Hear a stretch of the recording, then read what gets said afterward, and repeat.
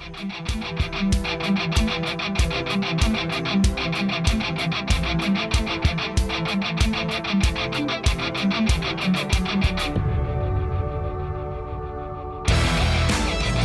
the Biķernieki, I was just explaining, they have made the corners wider, haven't they, Ollie? And they've put plenty of banking on. Track ride's much better, and there's certainly much more confidence, and the riders are looking forward to racing on it. Absolutely, I think confidence is the key word there. I think with the old track layout and the lack of banking, riders really lacked the confidence at the end of the straights to know when the bike was going to stop. You had to turn very hard and they sort of skate backwards across the corner. Whereas now with the banking, it allows the riders to get a little bit more freedom and confidence to run harder into the corners. We've had rain just prior to the riders' presentation, which was a shame. The track will be a little greasy prior to heat number 1. But we did see some rain earlier on today, which just interrupted qualifying. But it did dry very quickly indeed, this surface. And I think that won't prove to be too much of a problem. But quite possibly in the first few races, it might just be a touch dicey. And I would say that you need to get out in front and stay out of the dirt if you can. But as I say, with 3 rounds to go, including tonight, with 2 riders locked together on 109 points in Smarslik and Brady Kurtz, and Robert Lambert on 101, there you can see it really is an exciting prospect as we move towards the conclusion of the 2026 series. That's the draw for today's Grand Prix. That's the way it worked out, with Dudek electing to come out in the first race. And Bartosz Smarslik, he was happy to take number 5 with 2 gate 1s here this evening.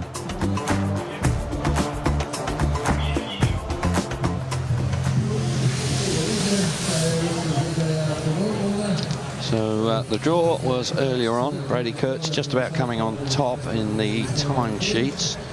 But Bartosz Smarslik certainly looked like he meant business. Difficult weekend for him last weekend in the Grand Prix. Kurtz, of course, finishing in 3rd place. Robert Lambert winning the Grand Prix, but Kurtz was 5 points behind going into round number 7 in Łódź, but came away having gained 5 points, and Smarslik missed out on the final for the first time this year. This man's got a steely determination about him. He's not saying too much, going about his business quietly and very professionally. And you know, after coming so close last year, it's not always easy to back it up. But there's no doubt that Bartosz Smarslik, he knows he's in for a real fight for this year's title. Yeah, couldn't agree more. And not only has he got that fight with Kurtz, Robert Lambert's lurking in 3rd place there. He's made a lot of ground recently. And like you said earlier, form rider in the world at the moment. And with the 3 tracks remaining, he won't have any fears about that at all. So, OK, while we've got a short pause prior to the first race of the evening, Emma joined or caught up with Andžej Łebedevs a little bit earlier on today. Andžej, you were saying ahead of the World Cup last night that you were really looking forward to getting out there in front of the home fans. How special was that for you? Very special, yeah. Of course, it's my family here, friends is here, you know, crowd is sold out. Many flags, Latvian flags, and supporters come, you know, support me, and yeah, that means a lot, you know, like for every sportsman, not just in speedway, it's important, I think, have a competition at his home country. You rode really well as well last night. Was it the fans that spurred you on, or was it a combination of that and the improvements to the track that we've seen here?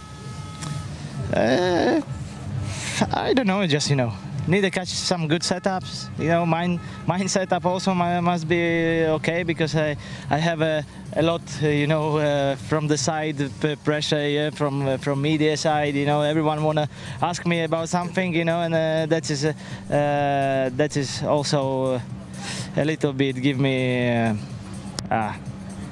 overwhelming at times.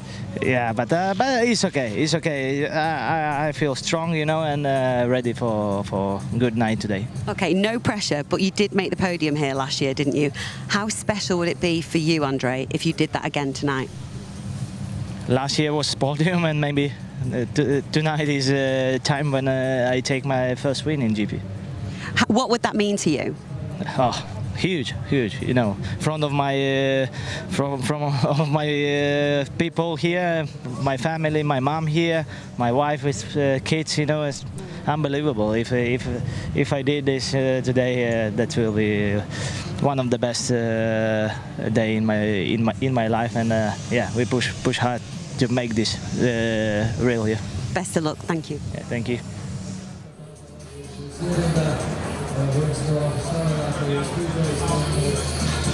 So good to hear from Andžej Łebedevs, the local favourite. Of course, he would be absolutely chuffed to bits if he could manage to win his first Grand Prix here at home in round number 8 in 2026.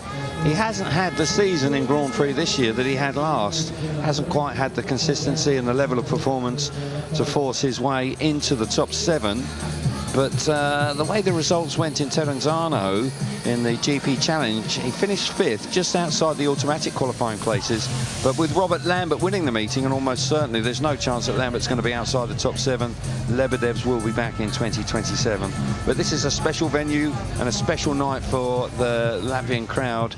And with a favourite, it would be very timely if Andžej could come out on top. First 4 races for us: Dudek, Thompson, Kolodinskis, the wild card.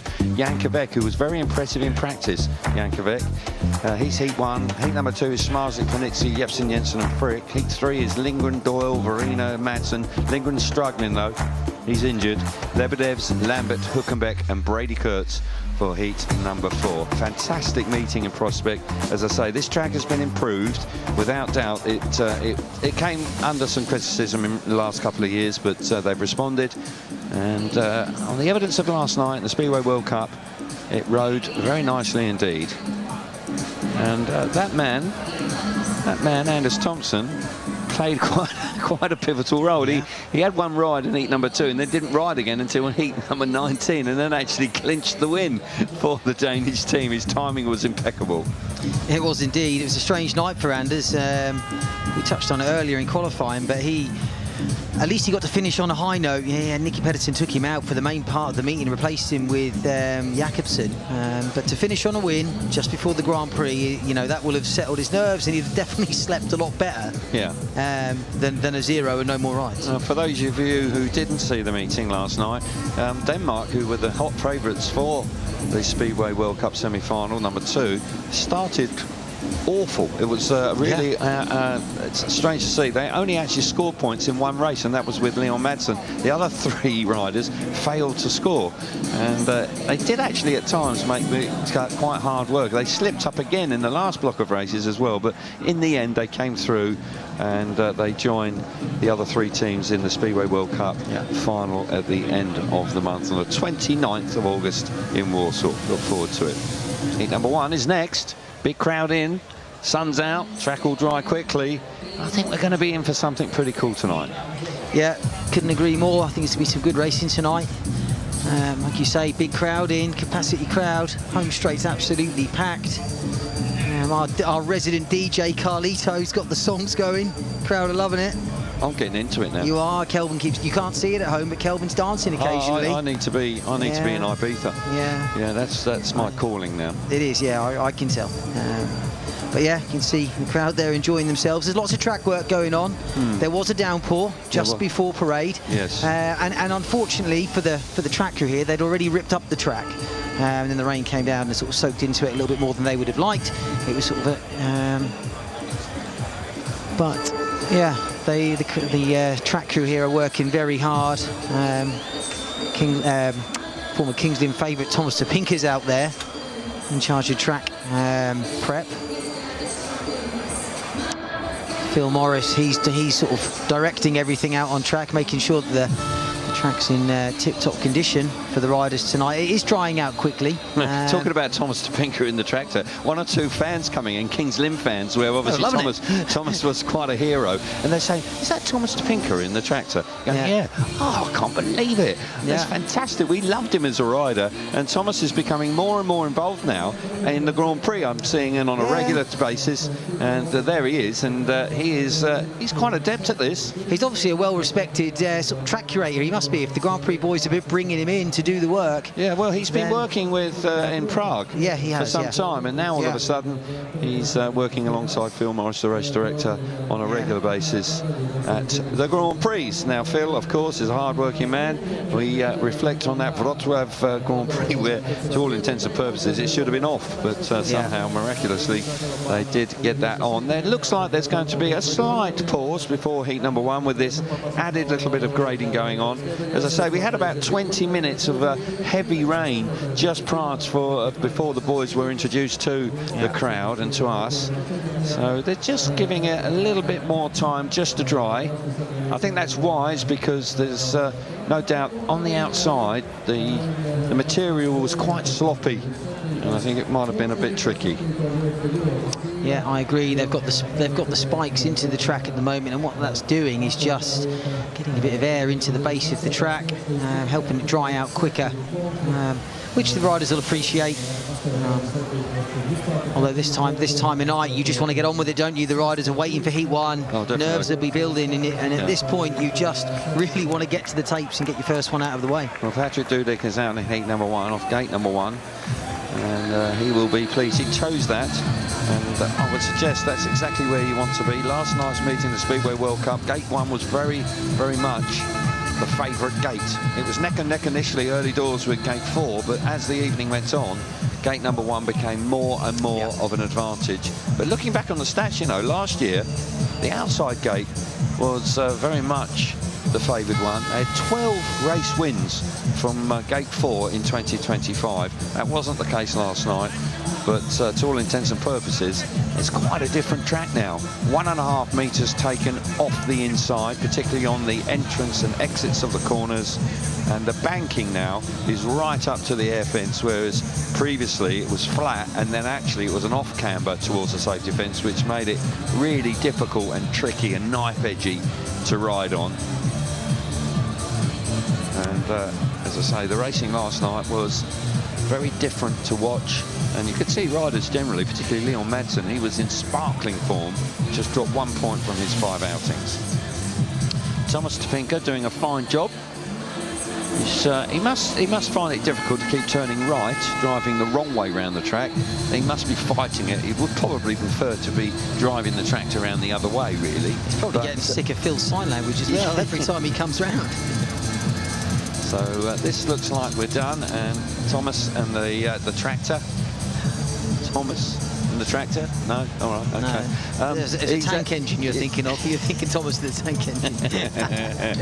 So he exits stage left, and now we're left for the moment when the riders will be released. There they are, and here we go. Round number 8 here in the Biķernieki. Big crowd, big atmosphere. Yeah. 3 rounds to go in the 2026 series.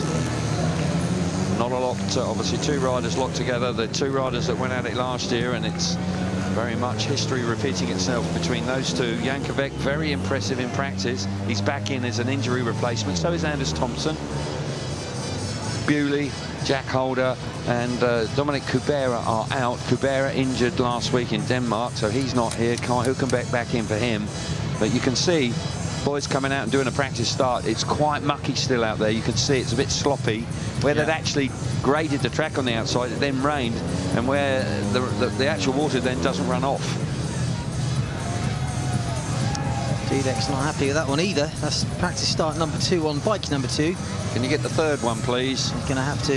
No, he's going to have to choose. He's going to get back off that one and maybe jump back on the original one. It's a classic Golob move, that one. Indeed. Indeed. Riders are up at tape, so clock is counting down. He's got time. He's got just a little bit under a minute to get there. You must be at the tapes ready to go, though. I'm just going to check the rear chain adjustment and then set him off towards the start. I fancy he could well be in the box seat here off the inside with the rain. And for that man off the outside, Jankovic, it's a long way. He could be a little bit greasy on the run to the first turn. Yeah, we saw it last night, though. He won gate 4. I think it was Timo Latte made a blinder, didn't he? He did indeed. But it was quite dry last night. A bit wetter here this evening. So here we go then for the first race of the evening, round number 8. We're about to get underway with the speedway action now. DeWALT on the inside in red, Anders Thompson, gate number 2 in blue, Daniils, Kolodinskis, the wild card, gate 3 in white, and Biķernieki off the outside in the yellow helmet colour. European champion Patrick DeWALT on the inside, former world number 2, back in the Grand Prix in 2026, taking his time to get going, but just of late looks much better. Let's go racing. Tapes up into the first turn. DeWALT's there. Comes Biķernieki chops back to the inside. We've got Thompson following him through. Crikey, Biķernieki very nearly ran in the back of DeWALT as they come out of the second turn on the opening lap. But it's all about Patrick DeWALT. That inside gate very much was an advantage. He's winding it on. DeWALT looks full of confidence, just coming off the line. And Biķernieki settling in for second place. But DeWALT looks really good in front. He does. DeWALT looks very quick indeed. He's fast around that inside line. You can see the track has got a little bit of wet dirt on top, but a dry line is starting to emerge. I've no doubt that there'll be a decent outside line later on for the riders to use. But at the moment, it's the pole. Patrick DeWALT leading the way. Indeed it is. It's ridden nicely. Biķernieki on the pace, keeping him honest, with Thompson back in third and Kolodinskis tailed off in fourth place. But from the get-go, Patrick DeWALT fired himself to the front off the inside gate. One last blast through the bottom corner out of turn number 4, and DeWALT gets his evening off to the ideal start. Lovely ride. Bit greasy, bit tricky, but no better place to be than out in front. Biķernieki, a wise decision in the first corner to chop back to the inside. I think if he'd run wide, he might well have found himself relegated to the back. But for Patrick DeWALT, all of a sudden, we're seeing the sort of form that we were expecting to see from him earlier on in the year when he had such a fantastic season in 2025. He picks up the 3 points in heat number 1. Biķernieki back in second place, 2 points. Thompson in third, 1 point for him, and Kolodinskis misses out in heat number 1. Let's see it again. Patrick DeWALT in the red helmet colour makes an electric start from gate 1. Bike launches into the air as he drops the clutch. He keeps a tight line around the first bend. That's wise when the track's like it is. Heat 1, the fastest line's always going to be around the curve. Clever first bend from Biķernieki, swooped across from gate 4 and quickly tucked in on the inside behind DeWALT. Like you said, Kelvin, if he was to experiment with the outside line in heat 1, first corner, you're just going to go backwards. Yeah. But Patrick DeWALT, he looks comfortable out in front. He looked very good. Yes, he did. He looked very confident. There was 61 seconds, so track's a bit off at the moment, but that's to be expected with the heavy rain that we had just before we got underway. But the track's going to dry, and it could actually develop into a proper racetrack with that outside line really working very well indeed. Still a big black cloud over the back of the stadium. Let's just hope that drifts by and doesn't dump any more water on the track, because don't want it to be spoilt by the rain here this evening. Heat number 2, riders are at tapes. We'll see the world champion for the first time. And he looked very businesslike in practice, that's for sure. In qualifying, right on the pace. Nothing to choose between himself and Kurtz. Very close indeed. Max Frick starts his evening off the outside gate. Started very well last weekend, but just drifted out of the meeting at the end, which was disappointing. But he needs another big performance. He's outside the top 7. Top 7 goes straight back into next year's series. And for Max Frick, it's pretty much his only way back to be in that group of riders. Smarslik on the inside in red. Biķernieki out of gate number 2 in blue. Jensen, gate 3 in white, and Frick off the outside in yellow. Heat number 2. Inside gate looks like it could be an advantage early doors with a greasy track. The world champion, looking for his 7th championship in 8 years. Wow. Here we go. Green lights on, tapes up, let's go. I tell you what, Frick's made a fantastic start. He's got there, he's got the better of the world champion. That is spectacular from Max Frick to come from gate number 4 in these conditions. Fair play to him. He fires himself to the front. Smarslik back in second place. Jensen in third with Biķernieki out the back. But I tell you what, for Max Frick, away from gate number 4, that was a bit special. Yeah, it really was an electric start from Max Frick, gate 4. He'll be really pleased with that. Never easy when you've got the reigning world champion on the inside of you. He can't rest just yet. Smarslik's starting to make a little bit of ground on him. It's going to be tricky to pass right now. But Smarslik moves up the inside. Can he do him? Down the back straight. Max Frick's just drifted off the line. Oh. Momentary lack of concentration. Frick's all over the place. And Bartosz Smarslik just barges charges his way through.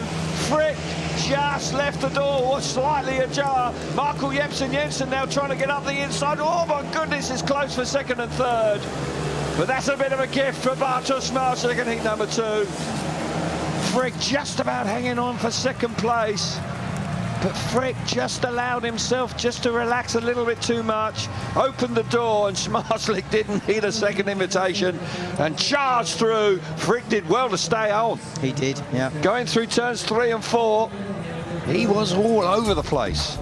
Well, that's a bit of a Brucey bonus for Bartosz Marszalek in heat number 2. 3 points for him. Frick back in second place, hanging on in the end, 2 points. 1 point for Jensen in third, and Biķernieki missed out. And, well, an exciting heat number 2. Yeah, what a start for Max Frick. Gate 4.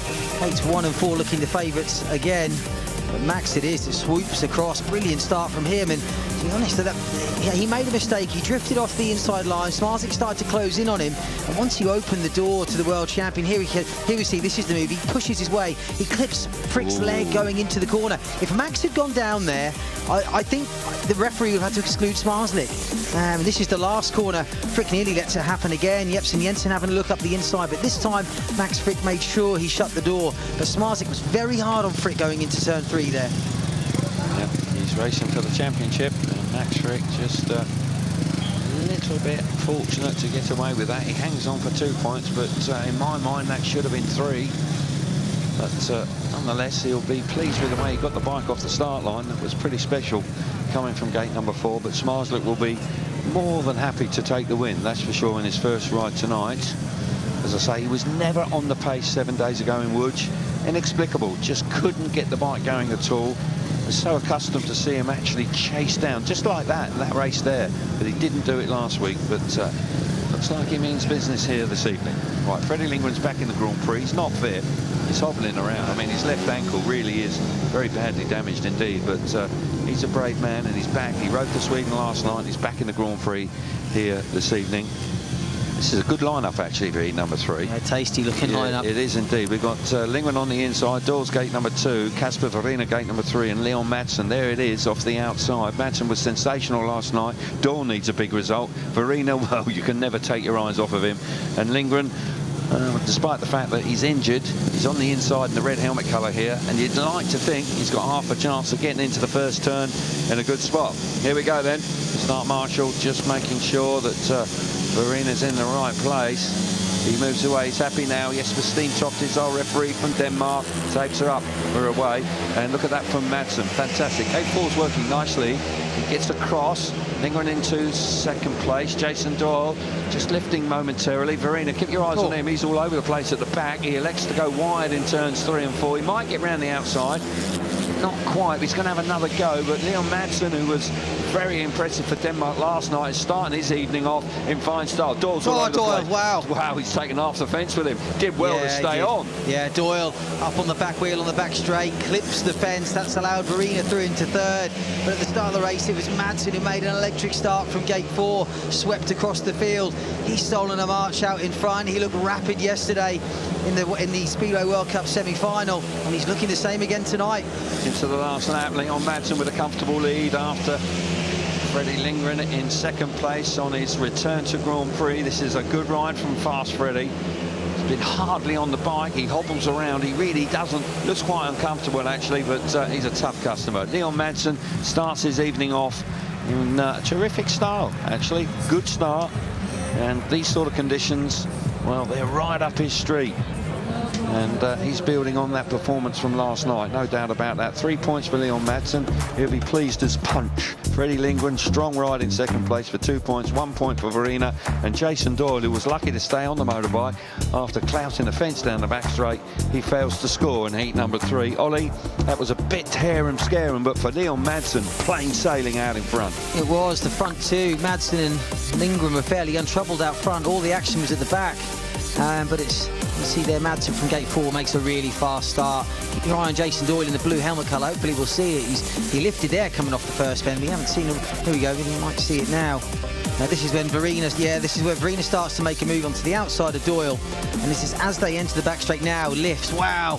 Doyle nearly goes for a hot dog on the back straight. Clips the fence. Lucky to stay on, really.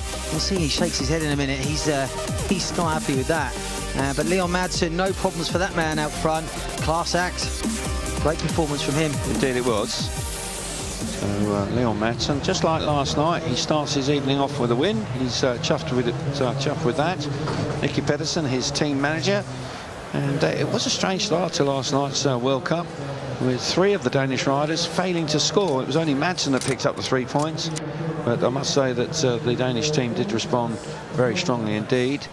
Doyle would be frustrated about that. Not always a good time to go and talk to Jason Doyle after a difficult outing like that. You got to pick your moments. You maybe just got to read the room. You just maybe just give him a moment or two to calm down. Not having a great campaign. It's been a tough season for Jason. Yeah. As I say, with 3 rounds to go, including tonight, he needs a big finish if he's going to push his way up into the top 7 and be around next year. Yeah.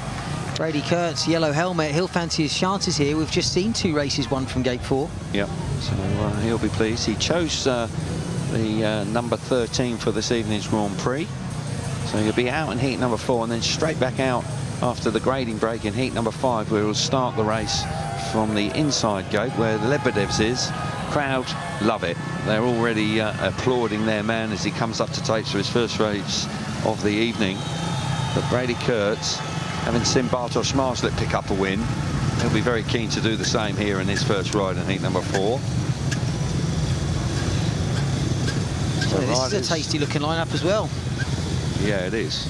It is, with Robert Lambert out as well. Yes, Kai Hülkenberg in for Kubera, who's on the sidelines once again. It hasn't been the season that Kubera wanted. A couple of injuries, and his form hasn't been quite what he wanted. So Hülkenberg has got another opportunity here this evening. So just settling down. This will be the 4th race, and the first block of races will then be completed.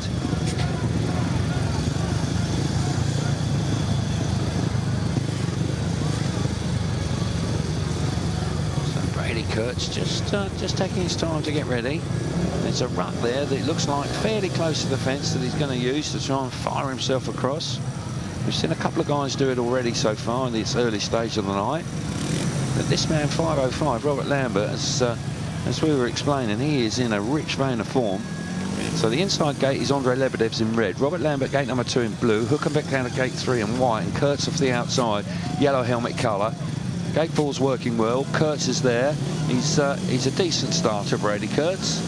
And wouldn't be at all surprised if the man from Australia makes it. Let's go.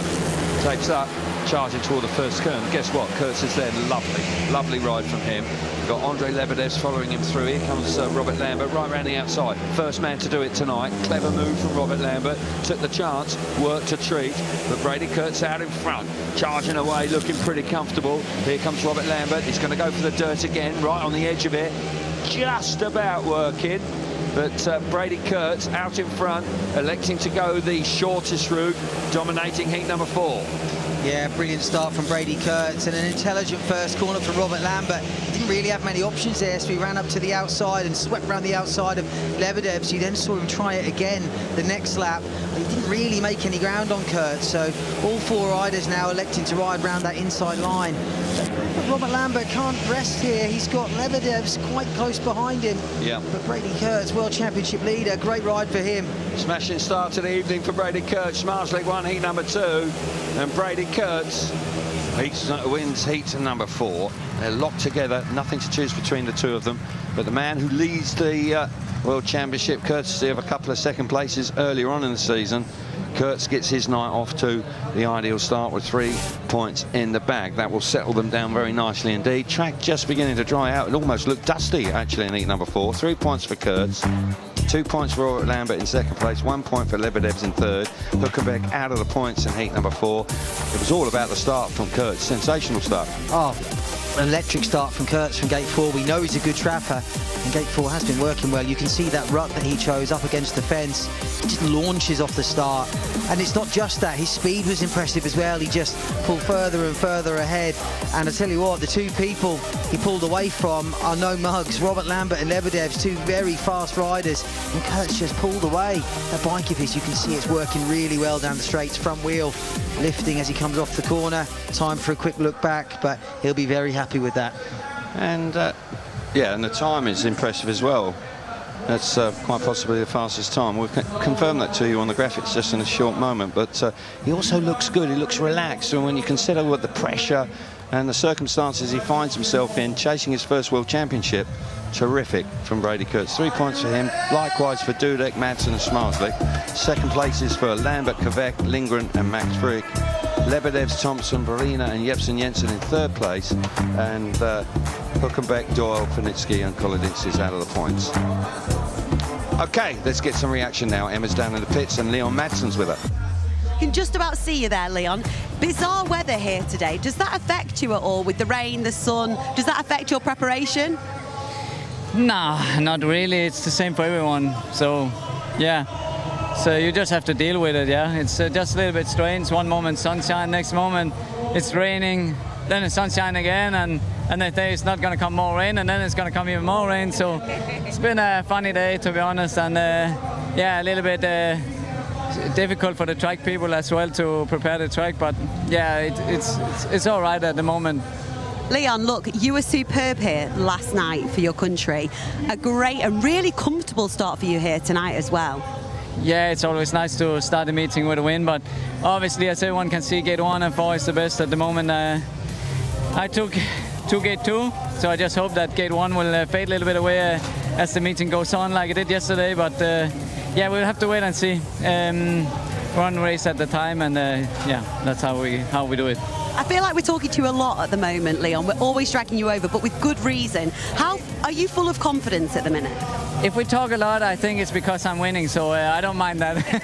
But, yeah, you know, we've been trying something new with my setup on the bikes, and it looks like we found something which we've been missing, you know. And if you feel comfortable with your equipment, with your bike, you're also gonna perform better when you have a belief and confidence in your equipment, and I have that since yesterday, so that's nice. Amazing. Thank you so much. Best of luck, Leon, for the rest of the night. Thank you.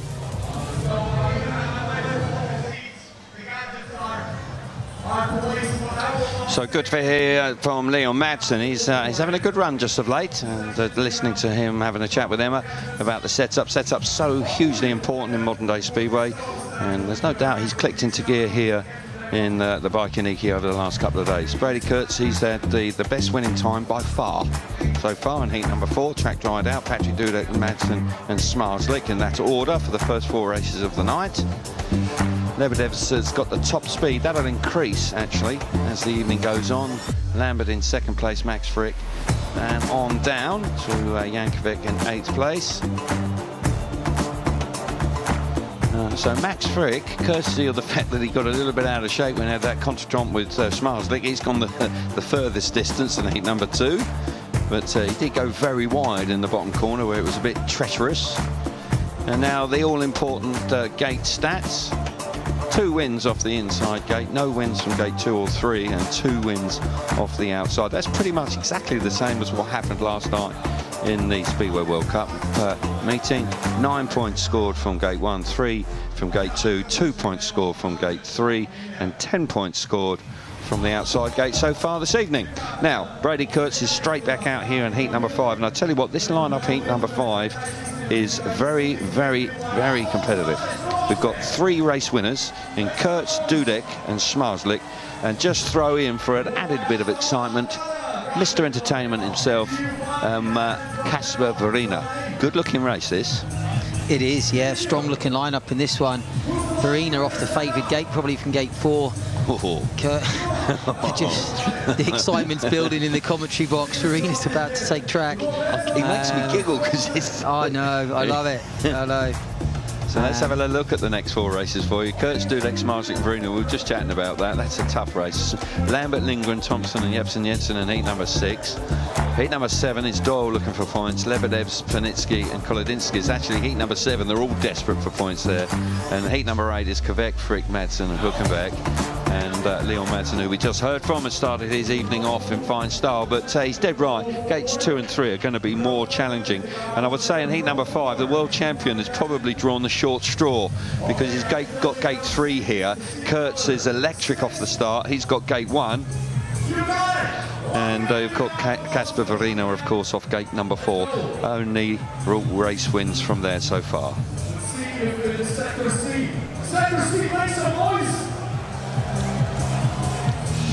So it'll be very interesting indeed. I think if Bartosz Marslik can pick up 2 points in this race, I think he'll be relatively happy, because he is not in the favoured position, and it is a very competitive race. Kasper Verina could do him a favour here by making something pretty spectacular and do all sorts of stuff around the first corner and mix it up a little bit. But the 2 riders underneath Bartosz Marslik have both won races, as I say. 3 race winners and a 3rd place for Verina, first time out. But Verina this time is on a gate where you can win from. Well, that's certainly the evidence that we saw in the first 4 races. Yeah, I have to agree with that. He'll fancy his chances from there. We know the man's not short of any confidence, so he will give it a go. Kurtz is the favourite for me, though, from gate 1, I think, here, fresh from a track grade. Yeah, it'll be interesting to see when that outside line just starts to work, because there's a lot of grip out, or a lot of dirt out there, and it only needs to dry a little bit more, and all of a sudden you're going to be able to roar around the outside. And you wouldn't bet against somebody like Verina actually being prepared to do something like that, or even actually Smarslik, because but almost certainly, you're right, I agree with you, that Kurtz could very well hit the front here in the first turn. Smarslik might just elect to give it a real big blast through that first turn. Kurtz on the inside in red, Dudek out of gate number 2 in blue, Smarslik gate 3 in white, Verina around the outside, yellow helmet colour. Let's keep an eye out for him. Or will he make an absolutely sensational start and come right across the other 3 riders? But what a lineup it is for heat number 5 early on in the Grand Prix. A little bit of a taster for what we're going to see a bit later on. Here we go then. Green lights on, tapes are up, we're underway. Roaring to the first turn. Guess what? Verina's made it comfortably to the first turn. Kurtz is through into 2nd place. Smarslik through into 3rd with Dudek at the back. Kurtz has had to turn tight going into turn number 3 with Smarslik coming at him really hard, but Kasper Verina in this lap number 2, turn number 1 and 2, holding the inside. Smarslik coming up the inside. The top 2 in the world going at it for 2nd and 3rd. They are indeed. Kurtz in 2nd place. He's got the reigning world champion very close behind him, but it's the pole, Kasper Verina, Mr. Entertainment. Made a lightning start from gate 4, and he looks good out in front. Brady Kurtz, the race is starting to settle now. 2nd place, he's built up a little bit of a gap on the world champion. Oh, Kurtz under the handlebars into turn 3, turning the bike really hard. Here we go then into the last lap. Verina's ridden beautifully in front, all under control. Lovely ride from him. Some Brady Kurtz going through turns 3 and 4, lap number 4. It's all about Verina. Fabulous. Absolutely fabulous. And in some ways, he did Smarslik a bit of a favour, because he only dropped 1 point there effectively to his closest rival. Yeah. But for Verina, that was he was in the right place at the right time, dropped the clutch, bike absolutely took off, and he was comfortably in the front in the first corner and stayed there. 3 points for Verina. Nice ride. Kurtz back in 2nd place, 2 points. Bartosz Smarslik in 3rd, 1 point for him, and Patrick Dudek missed out in heat number 5, which was an extremely competitive lineup. Yeah, it was indeed. Kasper Verina, what a start from gate 4. He's a bike length or 2 clear over one of the best skaters in the world, Brady Kurtz. So that's an incredible effort from there. And then I think once Verina went free, I think Kurtz's main concern was just keeping Smarslik behind him. It's a point gained on Smarslik. You're ahead of him in the table for tonight so far. But Kasper Verina looked very good out in front and actually behaved himself. Yeah, he rode calmly, and it was required. Yeah, if he'd got a little bit excited, I sense that Kurtz would have been able to pounce, but moves on to 4 points out of his first 2 rides from gate 3 and gate 4. That's a good, strong start, actually, for the Polish rider. Winner of round number 1, of course, but the championship leader, 5 out of 6. He'll be chuffed with that. There won't be too much to concern himself with. Riders are at tapes for heat number 6. We'll see Lambert for the 2nd time. There he is, the man who's in 3rd place in the World Championship, a winner just 7 days ago in Łódź, of course, our first visit there. Jepsen Jensen, well, what can he do from gate number 4? He's looking for a big ride this time. Just picked up 1 point in his first ride. Line up for you in each 6. Lambert on the inside in red. Lindgren gate number 2 in blue. Thompson in here, gate number 3 in white. And Jepsen Jensen, his compatriot, on the outside in the yellow helmet colour. Good looking lineup. Robert Lambert looking for his first win of the evening. Can he do it from the inside gate? Lindgren gate 2 picked up 2 very handy points in his first ride. But Lambert will be keen to hit the front in heat number 6. Tapes her up. We're underway, and Lambert's made a lovely start. He's going to get there. Jepsen Jensen's in close attendance. So Freddie Lindgren's gone very wide. He's coming charging down the back straight. He's gained a lot of speed, but he's got to scrub it all off as he goes into turn number 3, with Jepsen Jensen turning to the inside. But Robert Lambert away now, and we'll see exactly what Robert Lambert's all about. He's been riding out of the top drawer just lately, and that bike's working a treat. But Freddie Lindgren, I tell you what, he's looking very useful back in 3rd place, in the dirt round the outside. He is. Freddie Lindgren starting to use that outside line more than we've seen so far tonight from anyone. Here he goes, sends the bike deep into turn 1 and 2. Looks like he's lost. Oh, he's lifted. He's lost a bit of ground there. That line is starting to become better. But it's Robert Lambert from gate 1. What a start. He'll be really pleased with this. Super ride. Robert Lambert, say winner of round number 7. Looking good on the bike, I must say. Don't think he's ridden any better. Now relaxed, flowing on the bike, not fighting it, not overriding it. Nice ride from Robert Lambert. They'll be pleased with that. 2 rides going along very nicely indeed. Picked up 2 points first time out. Backs it up with 3 points in his second ride. 5 points out of 6. He joins Brady Kurtz at the top of the charts after a couple of rides so far this evening. Lambert 3 points out in front. Jepsen Jensen back in 2nd place. Freddie Lindgren in 3rd. Looked pretty good there, Freddie Lindgren, 1 point, and Anders Thompson just out of the points off gate number 3. Missed the start, actually, Thompson. Yeah, he did. Jepsen Jensen makes a good jump from gate 4, but Robert Lambert's bike from gate 1 just pulls to the corner slightly better. Allows him to dominate the first corner. There we see Jepsen Jensen and Freddie Lindgren backing the bike into turn 3, turning it really hard. The track's almost, it's developing a blue groove on the inside now, which is when the rubber starts to lay on the track, and you can actually get a lot of grip from that. Once your tyre gets hot, it almost sticks to the blue groove, and that seems to be the fastest line at the moment. There isn't enough dirt and grip on the outside just yet for it to be the place to be. I think it's still a bit wet. Yeah, possibly. Because it looks like there's quite a lot there, Ollie, yeah. But it just looks like it's still a little bit greasy. Yeah, maybe another race or 2 and they can really have a go at it. So riders coming to tapes for heat number 7. It's been a bit of... well, 2 of the boys had a couple of bikes out, but I think they've stuck with their original choices. There's the standings. Lambert and Kurtz on 5, leading the way from Verena and Smarslik on 4 points at this early stage of round number 8 in the Biķernieki. Plenty of work going on since last year's Grand Prix. Different dirt, banking, wider corners. I think the rain just before the evening just sort of spoilt the race in early doors. I think it'll get better. Doors on the inside in red. Łebedevs gate number 2 in blue. Biķernieki gate 3 in white. And from the outside this time in the yellow helmet colour was Kolodinskis, the wild card. Tapes her up and we're away. Good start from Doyle. Doyle's going to get there. Nice ride from the Australian. He failed to score first time out. Needs some points here. He's off the first turn. Kolodinskis is coming at him.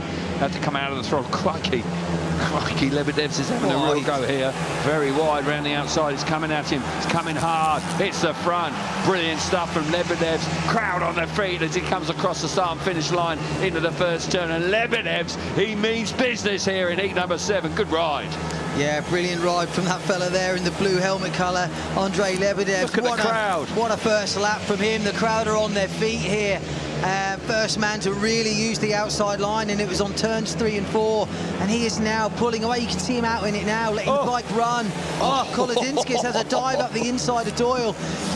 Doyle's he doesn't give an inch, does he? There's no way he was going to move out of the way. But Andžejs Łebedevs is flying in front. This is very impressive indeed. Superb move earlier on in the race to get the better of Jason Doyle, and he delights the home crowd. They're on their feet cheering him home, and that was exactly what the doctor ordered for the home crowd. And Andžejs Łebedevs surges into contention in this Grand Prix with a fine ride in his second ride tonight, getting the better of the former world champion Jason Doyle. Oh, listen to the crowd. Yeah, the crowd absolutely roaring him in. That's what they've come to see. Łebedevs with a stunning ride, 3 points for him. Doyle back in second place, 2 points. 1 point for Kolodinskis. I thought he was going to literally drill into the side of Doyle late on in the race, but he didn't. But we'll see it again. This is a brave move by Łebedevs, but it paid off big time. It was indeed. He's in third place at the moment here, going down the back straight. He's in the blue helmet colour. This is the first lap. You'll see him switch to the outside. Goes deep into turn 3. And this is what the banking, the new banking allows you to do. Puts his back wheel in that deeper dirt, gets more traction and fires around the outside of Jason Doyle. Catches him by surprise almost. I'll tell you what, that nearly caught Doyle by surprise. He nearly had a Latvian drill him in the side. Yeah. He wouldn't have appreciated that. No, he wouldn't have thanked him for it, that fella there in the blue helmet colour, Łebedevs.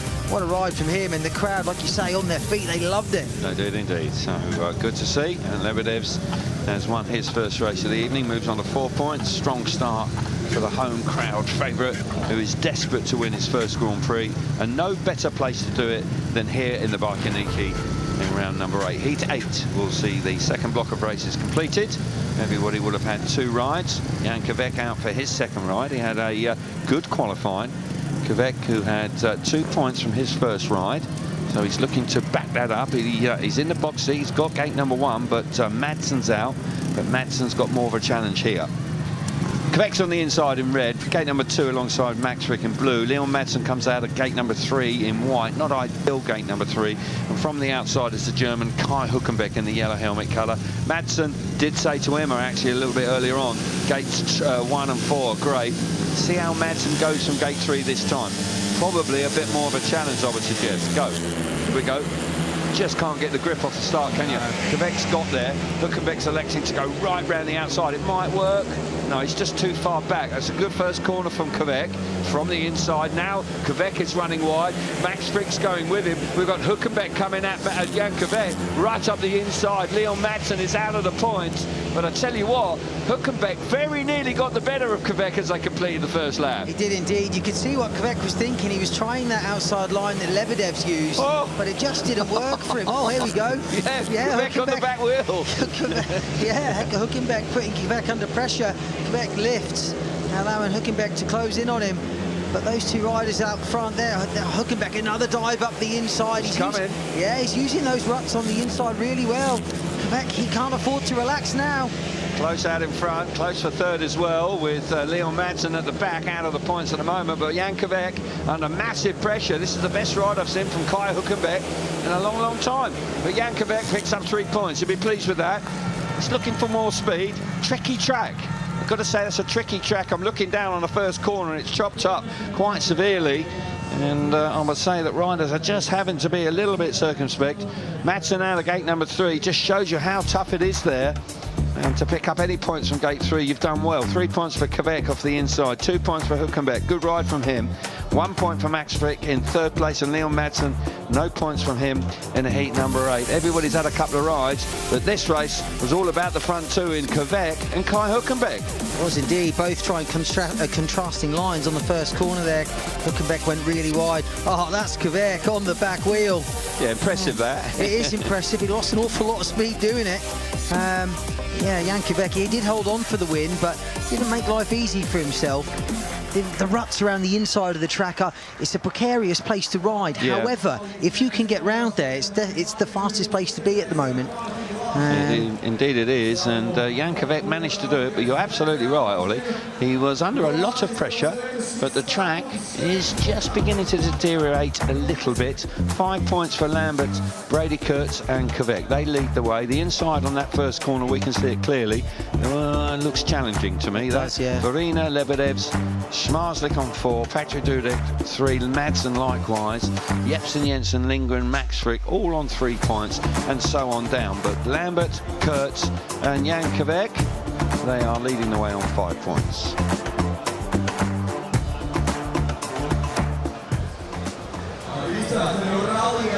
So yes, there was a lot of time. I sensed after practice that Phil Morris and his crew were concerned about the track. They did have to do some tyre picking, but time to pop back down to the pits. Emma is joined by Jan Kvek. Yeah, Jan, you were under a fair bit of pressure in that last heat, but you handled it exceptionally well. Well, was a good gate from start of the meeting, so I'm happy I have a 3 and then two in the first heat, 2 points, and now I won the heat, but still I can't feel comfortable on the bike, so I will be making a little more smaller changes, and we'll see. Well, I will try to my best today. What kind of changes? I think just make it a bike a little bit smooth, because sometimes when I'm hit something was too aggressive for me, so I will do only smaller change to make a bike smoother, and hope it will be better. Jan, I know you need to chill for a few minutes, but one more question. You seem to really be growing in confidence as the GP season progresses. Do you feel that in yourself? Yeah, I feel, I was last 2 years in a GP, so I was good. So many experience, so now I try to fix it everything and make it better, so I'm happy this season I have a little bit more better. Thanks, Jan. Thank you very much. Yeah, good strong start for Jankovic. 5 points from his 6 possible, and going along very nicely indeed.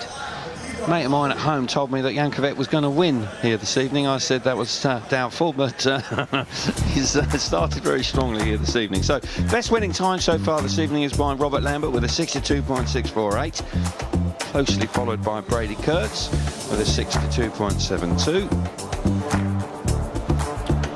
Łebedevs has got the highest speed, and that's not a surprise, and it's by some distance actually, 116 kilometres an hour, and the next best is 113. Łebedevs did look very impressive in heat number 7. So Kolodinskis has gone the furthest with 1,445 metres. Max Frick now has been overhauled by Kolodinskis. And now the all-important gate statistics. Right, 4 wins from the inside, 1 down to gate number 2, no wins from gate 3, and 3 race wins from the outside gate. The points that have been scored from those respective gates are this: 19 points, 8, 3 and 18 points. So very little to choose between gate number 1 and gate number 4.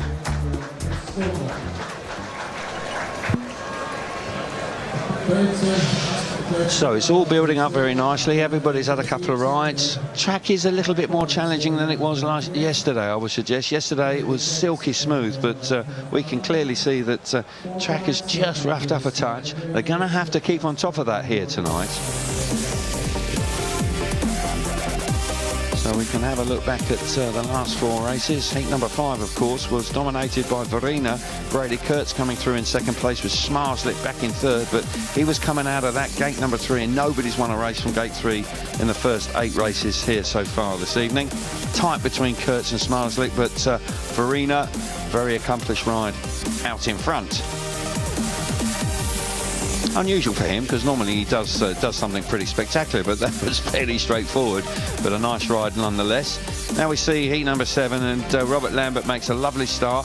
Jepsen Jensen is there in close proximity in the first corner, but Lambert pulls away and looks really good. Yeah, he did. Lambert looks really confident at the moment. You can sense it when you're around him in his presence. He's matured this year, and we're seeing the form that we've expected for a few years now, really. Looks good, doesn't he? Yeah, Looks he really looks good. very good. Yeah, it's good to see. Lovely ride. So he gets his first win of the night. Charging in from the drone into the first corner. Down the back straight, and this is Doyle. Doyle's in front, but Łebedevs pulls off a pretty stunning move. He goes from 3rd to 1st here as he roars around the outside of the Australian and Kolodinskis.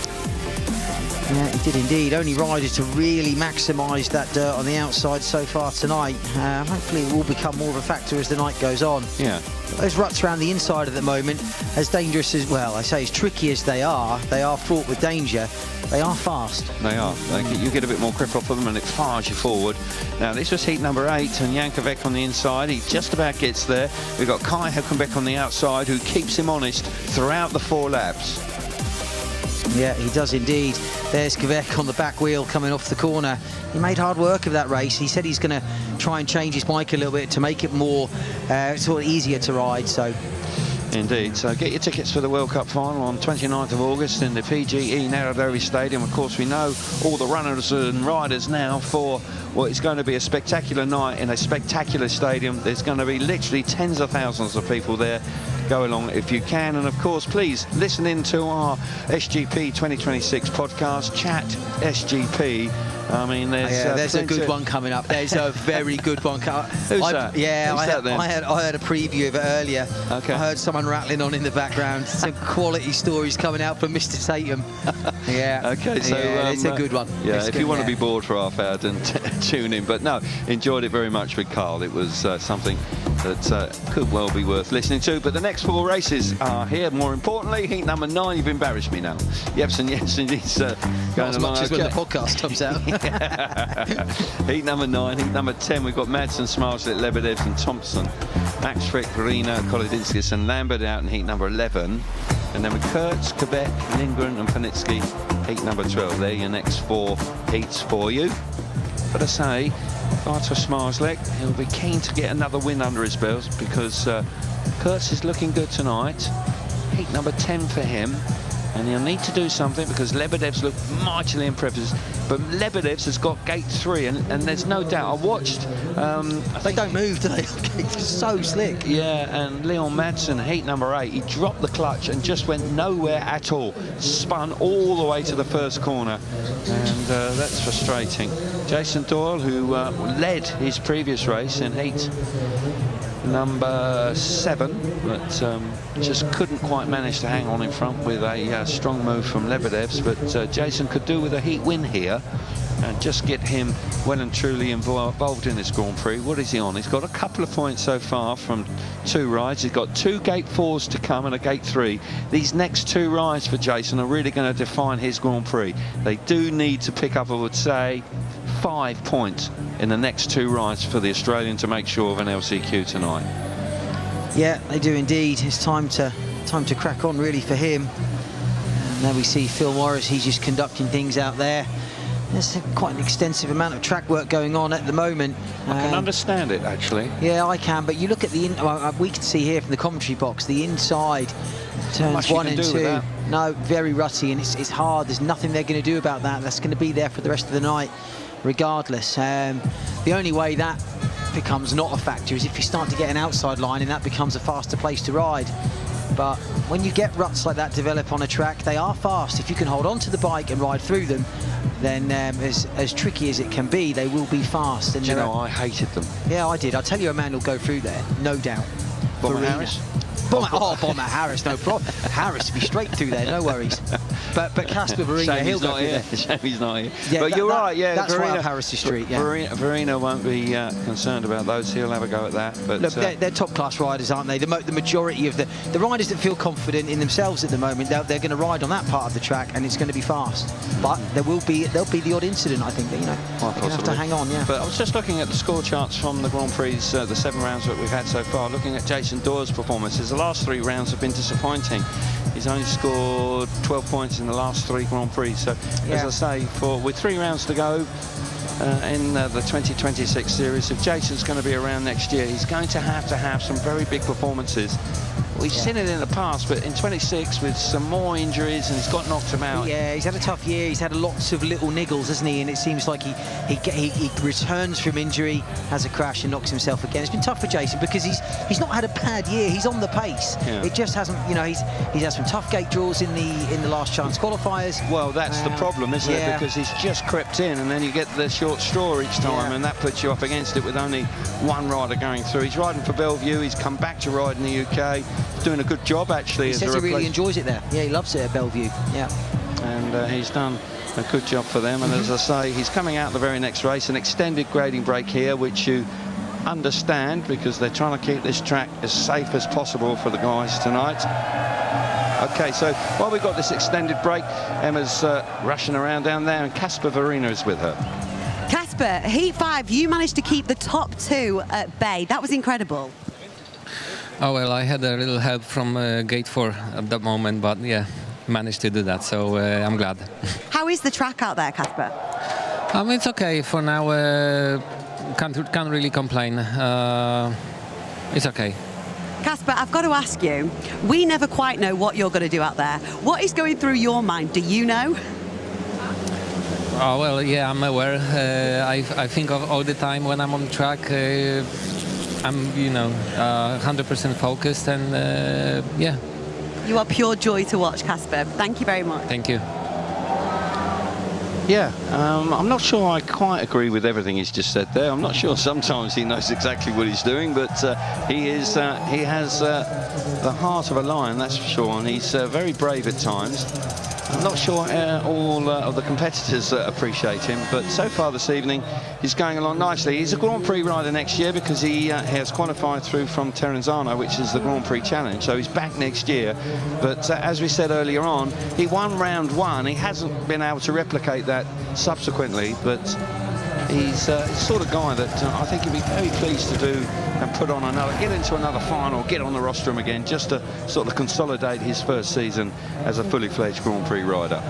So riders now back out on track for heat number 9, making their way round. And plenty of work on the track. Looks nice actually, the track. It's just that inside, just got to be a little bit cautious of that.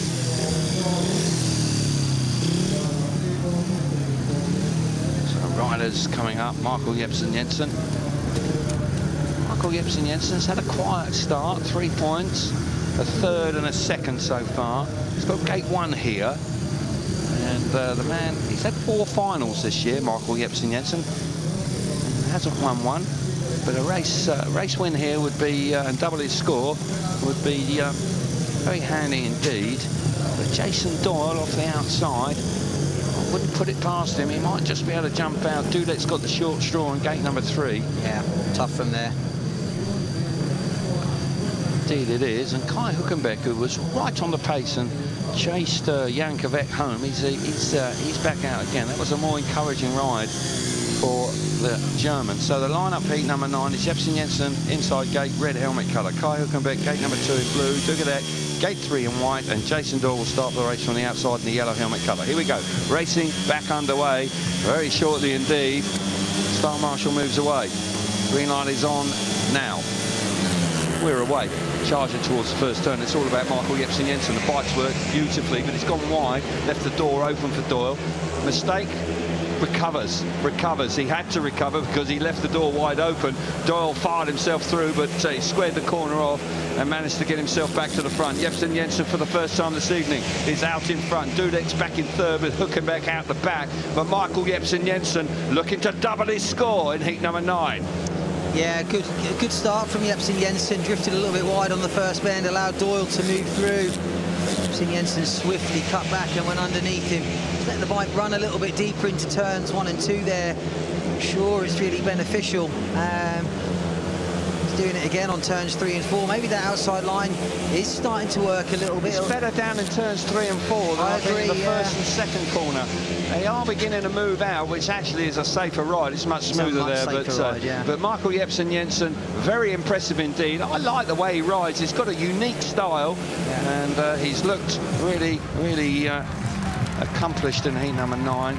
Showed a clean pair of heels to the opposition. Doyle strong in second place, Dudek back in third, but for Jepsen-Jensen, who had 3 points coming into heat number 9, off the inside gate, picks up his first race win of the night, and he'll be chuffed with that. 3 points for Jepsen-Jensen, Doyle back in second place, 2 points, 1 point for Dudek in third, and Kai Hülkenberg missed out in heat number 9. No overtaking. Track's pretty slick, not easy to overtake, but the start is electric off the inside. Yeah, really fast start from Jepsen-Jensen. It's gates 1 and 4 again that come out best. Doyle, clever ride from him. He moves up the inside of Jepsen-Jensen, only for him to then return the favour. Like you said, Jepsen-Jensen has a unique style, rides very upright. He gets the bike on the middle part of the tyre, plenty of traction. And on these kind of tracks, it does suit that. But you can see, look at the rear wheel there flexing as it goes through the ruts. It's not easy through there. Tubeless tyres in the Grand Prix as well, isn't it? Tubeless tyres, high revs. Not a great combination for track conditions like that, but Michael, he made it work there. So that race win off the inside, very timely indeed for Michael Jepsen-Jensen, former Grand Prix winner, way back in 2012. Can you believe it?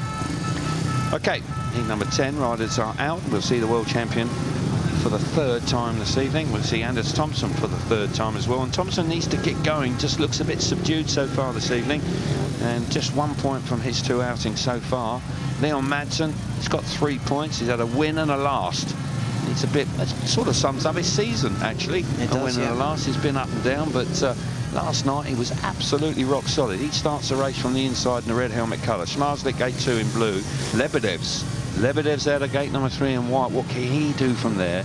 And Anders Thompson from the outside in the yellow helmet colour. Keep your eyes on Thompson. It's a sort of moment off the outside where he might just be able to pounce. Here we go then. Heat number 10. Start marshals away. Green lights on.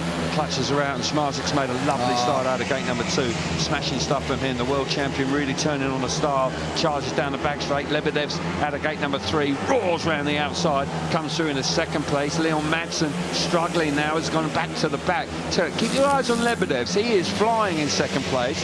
And Schmarzlik is going to have to really ride with eyes in the back of his head, but that was a lovely move right around the inside. Schmarzlik, the world champion, out of gate number 2, pulling away in front now. Yeah, this is the first time we've seen a start from gate 2, and it's Bartosz Schmarzlik. Maybe that would be a concern for his competitors.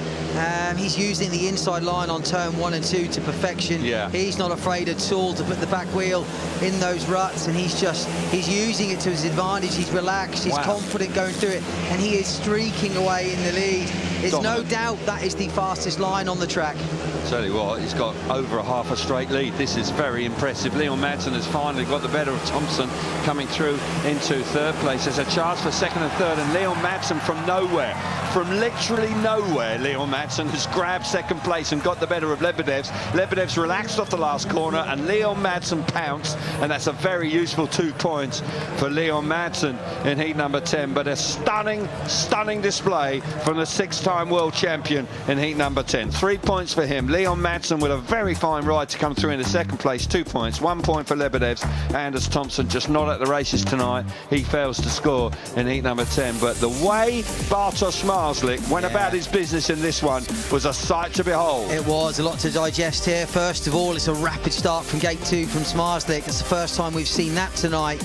And then after that, he's oozing confidence out in front. He's not worried at all about those ruts.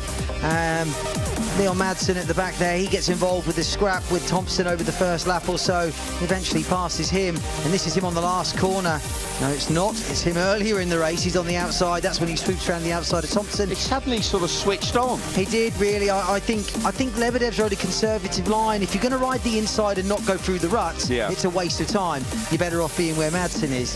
But Schmarzlik, I mean, we know he's a fantastic motorcyclist, but that was it shows the level of the confidence of the man, doesn't it, to ride that ride from the 6-time world champion. And he mean business here this evening. If he wasn't feeling very confident, he wouldn't have done that, but he went further and further and further away, totally dominant in heat number 10. Heat number 11, riders are at tapes, just digging around, doing a bit of gardening.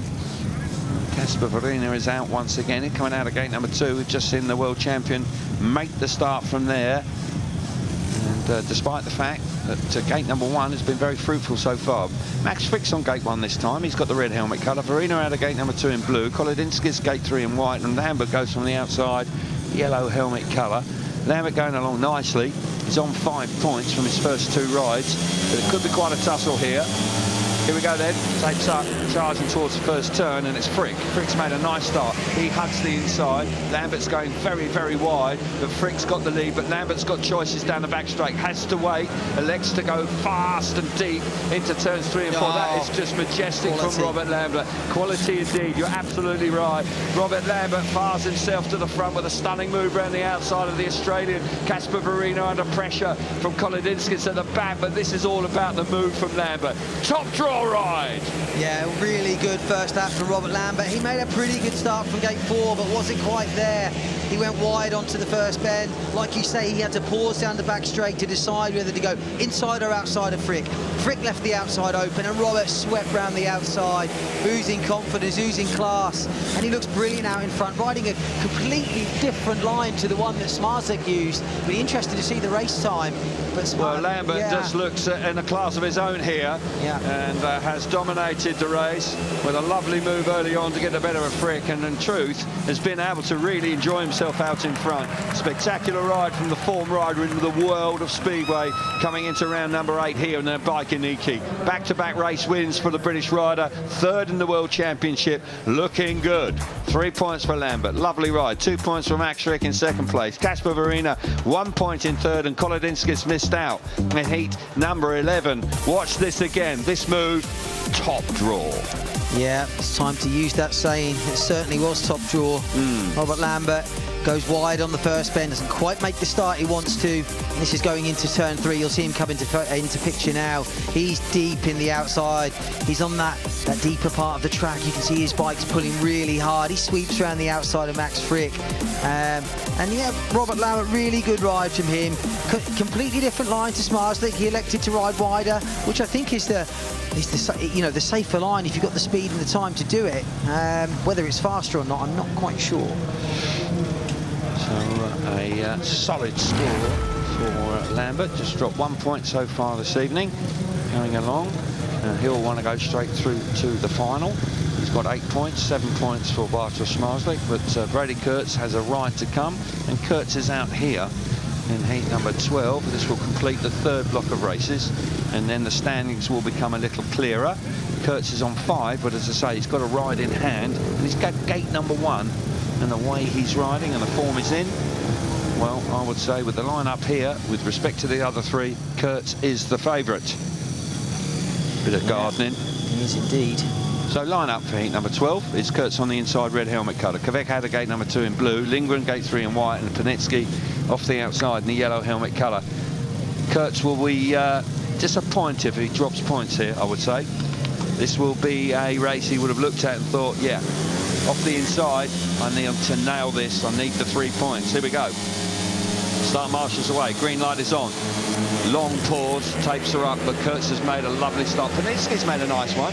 He's come across from the outside, but he's going to roar around the outside. He's gone far too far, actually. He's now just about hanging on to 2nd place. Kurtz is looking good. Lindgren is all over the place in 3rd place. Leg training, my goodness, his bike. Oh, my goodness. Wow. That is wild out the back with Lindgren, who is far from fit, but Freddie Kurtz is away out in front. Freddie Lindgren, not quite sure how he stayed on. Kvek is giving him a hard time. He is indeed. Freddie Lindgren on the back wheel down the home straight there. Biķernieki at the moment in 2nd place. But it's Brady Kurtz out in front. He's stretching his lead. He's using that outside line that Lambert was using, and he's pulling further and further ahead. Lindgren, his steel shoes now fallen off. You can see he's not the man he was prior to the injury. Kvek into the last lap, Ollie. He's got to have a go here, but Lindgren, I tell you what, he's holding firm. He's hanging tough. Not easy without a steel shoe. Desperate to hang on to 3rd place, but for Brady Kurtz, a race he fancied himself in, and he duly delivered. Biķernieki with a solid 2nd place. Kvek will be disappointed with that. Has ridden strongly this weekend. The steel shoe from Freddie lying in the middle of the track. You've got to feel for Lindgren. Yeah. You've got to feel for him, but he's hobbling around the pits. At one point, he was really in trouble in that race. Oh, look at that. Look at Kvek picking his mate's steel shoe up. Team player. Top man. Brady Kurtz, he's a top man as well. 3 points for him, comfortably out in front. Biķernieki with a solid ride in 2nd place, 2 points. Freddie Lindgren with a hard-charging, hard-working 3rd place, 1 point for him. And Jan Kvek will be disappointed to have missed out in heat number 12. We'll watch it again. Yeah, keep your eye on Brady Kurtz in the red helmet colour. Bike launches off gate 1. He gets there just ahead of Biķernieki. Opts to stay low on the first corner, goes through those ruts, comes out miles clear. Freddie Lindgren goes really hard into the 3rd corner, gets all that, just gets out of control there, overturns it. Then you'll see him pick up. Then he's got to turn it hard again. He now cuts back, and as he goes across, that bike on the back wheel, whoa, on the back wheel. Yeah. I tell you what, he did well to stay on there. He did really, and this is where the steel shoe will flick off. It nearly pings Kvek as it flies through the air. Nearly got him. That's how Kvek knew where it was. Yeah. Nearly hit him. Well, maybe he was going to give it back to him, give him a clout. Yeah. You've thrown that. How dare you throw that at me during the race? But for Brady Kurtz, going along very nicely, and Robert Lambert and Brady Kurtz lead the way on 8 points each. They're looking good. Smarslik's back in 3rd place on 7. And then we've got Michael Jepsen Jensen on 6. Jan Jankovic is on 5, so is Leon Madsen, Kasper Verina likewise, Andre Łebedevs, loads of them on 5 points, Max Frick likewise, Patrick Dudek on 4. But Robert Lambert and Brady Kurtz leading the way on 8 points at this stage.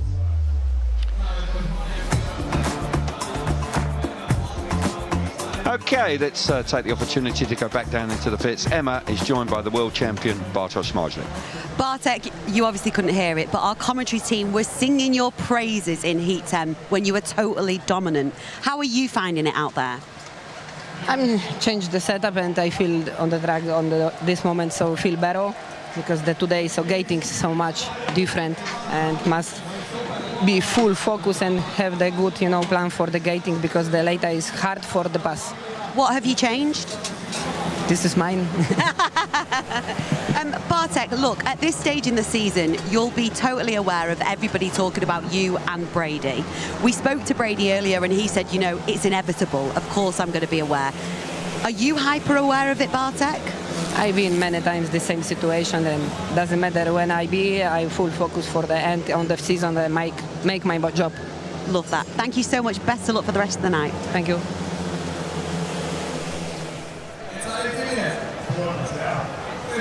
So good to hear from the world champion, and as he said, that was very significant. I've been in this position once or twice before, so he's just giving it his very best. But Lambert and Kurtz looking good with their race times a little bit earlier on in heats 6 and 4. This championship's building up pretty nicely, isn't it? I mean, there's no doubt there's rivalry there. They don't hate each other, but there's respect, but they're not going to be best buddies. Not when you're trying to get the world championship. Robert Lambert, he's ramped up the speed. He put the turbo on 120 kilometers an hour. Started at just over 110. Kolodinskis, he's gone the furthest. He's been, he went on the scenic route there, 1,509 meters. He couldn't have had a lot of fuel left. And then the gates, here we go. This will be interesting. 6 wins now off the inside, 2 wins out of gate number 2, no wins from gate 3. That's awful tonight. And then plenty of wins from the outside. The points scored, this is very interesting indeed. Probably the most important, 29 points, 12 from gate number 2, 6 only points scored from gate 3, and 25 points scored from gate number 4. Yeah, Bartosz Smarzlik, I don't think he's completely comfortable doing interviews during the evening, but it is good to hear from him. I think it's well worth hearing from him, but you sense that, as you said, full focus from all those guys chasing the championship. Absolutely. Here we see a replay of one of the races earlier. This is when Jensen dives up the inside of Doyle into turn 3. The Danish boys, having ridden last night, Madsen and Jensen, no doubt it will have helped them that they've experienced this track. However, it is different from last night. It's a lot rutty around the inside. I don't want to be too contradictory, but Leon Madsen started well, but he got 2 points in the last one, but I don't think he's completely come to it. I tell you what, Anders Thompson's really having a difficult night. Yeah, he is, yeah. He's only got 1 point from 3 rides. He's going to have to win his next 2, isn't he, to make the LCQ? He is, yeah. Thompson doesn't look great. He struggled in his first ride last night for Denmark. Obviously, he finished with a win, but this is the race where Leon Madsen comes from the back and ends up getting second place from Łebedevs. Yes. That was a good ride by him. Yes. Here we see him. This is when he moves around the outside of Thompson. He will eventually do the same to Łebedevs on the last bend, which is no mean feat. Łebedevs is fast around here. I think he just caught him unaware, really. Yeah. I think Łebedevs is being a little bit lazy, riding on an easier part of the track. A little bit complacent late on in the race. So. So tapes up, and we're roaring away once again. And it's Max Frick out in front initially, but this is this lovely move from Robert Lambert as they go down into the bottom corner. He just had to roll out of the throttle momentarily, but beautifully set on the bike, balance absolutely perfect, like ballet around the outside. That was from Robert Lambert, showing just how good he is, and picks up his second win of the evening and leads away alongside Brady Kurtz. And Kurtz in heat number 12 off the inside. Pretty straightforward ride here for Brady Kurtz. Yeah, Brady rode a really good ride here. Good start from gate 1. Most of the action here was by Mr. Lindgren. There you see him going deep into turn 3, backs the bike in, straightens up. He'll throw another huge slide, then turns it back, and now it's showtime on the back wheel. There we go. He's at 12 o'clock down the home straight. He's looking at the sky. And this he must have been thinking, why have I come back? Because I tell you what, he did well to hang on here, and then he loses his steel shoe. That's very uncomfortable as well. Yeah. But no such drama for Brady Kurtz, the Australian, the leader of the World Championship, going along very nicely. And that 1 point advantage for Kurtz over Smarslik when they met is significant. Right, okay, the next 4 races for you. So here are the next 4 races for you. I'll rattle through that once we've had a slight pause.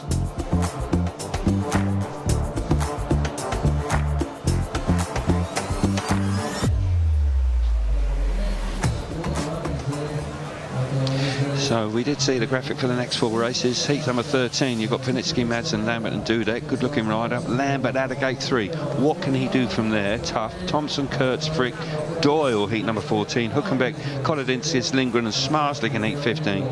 And Kasper Verino, Jepsen Jensen, Kvek and Łebedevs will race against each other in heat number 16. Get your tickets for the Speedway World Cup final at the end of the month on the 29th of August in the PGE Narodowy Stadium in Warsaw. What a night of Speedway. We've got Poland, Australia, Great Britain and Denmark going head-to-head for the World Cup, which is back after a 3-year absence. Poland are the holders. The podcast, Chat SGP, it's well worth a listen, SGP 2026. So heat number 13, we're at the midway point of the night, going along very nicely. Track's tricky. Racing hasn't been quite as exciting, or overtaking has been challenging tonight. I think just the wear and tear over the last couple of days just coming through. Prime Minister of Latvia on the left-hand side. Great to have him in attendance, just to give the night a little bit more of a higher profile. But yeah, it's pretty cool to have the leader of the country in attendance for a Speedway Grand Prix here in the capital city of Riga. He obviously heard you were here. Yeah, absolutely. I'm going to have dinner with him later. Yeah. Anyway, Can I come? Yeah, you're welcome. Well, we'll see. Okay, don't get your hopes up. Okay, anyway. So you're just worried I'll take some of your food. Well, there's no doubt about that. that's a story. Turn you back. No, I'm going to have to do a podcast on that. Anyway, heat number 16. The kids are here. They're loving it. As I say, the weather's behaving. The temperature's just over 20 degrees, so it's a nice night. Big crowd, good atmosphere, and what is not to like? So as I say, people relaxing, enjoying themselves at the World Championship. Biķernieki's back out here. He's got gate number 1. He picked up a couple of points last time. Michael Jepsen Jensen, he's on to 6 points so far this evening. We'll see Jepsen Jensen. He's got a wait, actually. He's not out until heat number 16, the Danish rider. I fancied him for a win so far. He hasn't quite managed it, but we do go on to Boyens, actually, in the early part of September. And, of course, that is where he won as a wild card, actually, way back in 2012, Michael Jepsen Jensen. And I'm sure he would love to win there if he doesn't win tonight. Smartly, all business. Oh, yes. And it's not his first rodeo. He's been here before. No. It's exactly that. Steely determination. Doesn't want to give up the World Championship. Brady Kurtz is going to have to win it. He's not going to be handed it. A lot of interest in the way the track is being prepared here now. Little bit of water, lots of tyre packing, and concern over the fact that the track, they do not want this track to break up and become too unpredictable. Thomas Topinka doing his job in the tractor, grading around the inside. I've actually used the spikes around the inside, which is a little bit of a surprise to me. I wonder whether they're just trying to break the edges off those ruts. That's a good point. Possibly. It's a good point. Yeah, lots of track work going on at the moment. There's Michael Jepsen Jensen. All the riders watching intently over the pit wall. They're always keen to see what's going on during these track grading breaks. From a rider's point of view, you're looking to see what changes have been made. Has the dirt been pulled back? Is the outside line going to be the place to be? What you're trying to do really is work out a plan of where you're going to ride when you go out. Yeah, that's absolutely right. I was talking about the next round, Voyens, and that is actually on the September the 12th when we move into Denmark, and then we move on to complete the series on the 26th of September in Torren. Of course, Michael Jepsen-Jensen has very fond memories of Voyens. He absolutely broke Nicky Pedersen's heart that night, because Pedersen was coming out of the last corner, thought he'd won the Grand Prix, and Michael Jepsen-Jensen said, no, you haven't, and stole it on the run to the line. A dramatic finish, and it was an extraordinary season for Jepsen-Jensen. He was the under-21 world champion that year. He won the Grand Prix as a wild card. He also won the World Cup in Melilla with Michael Beck, Niels Christian Iversen and Nicky Pedersen.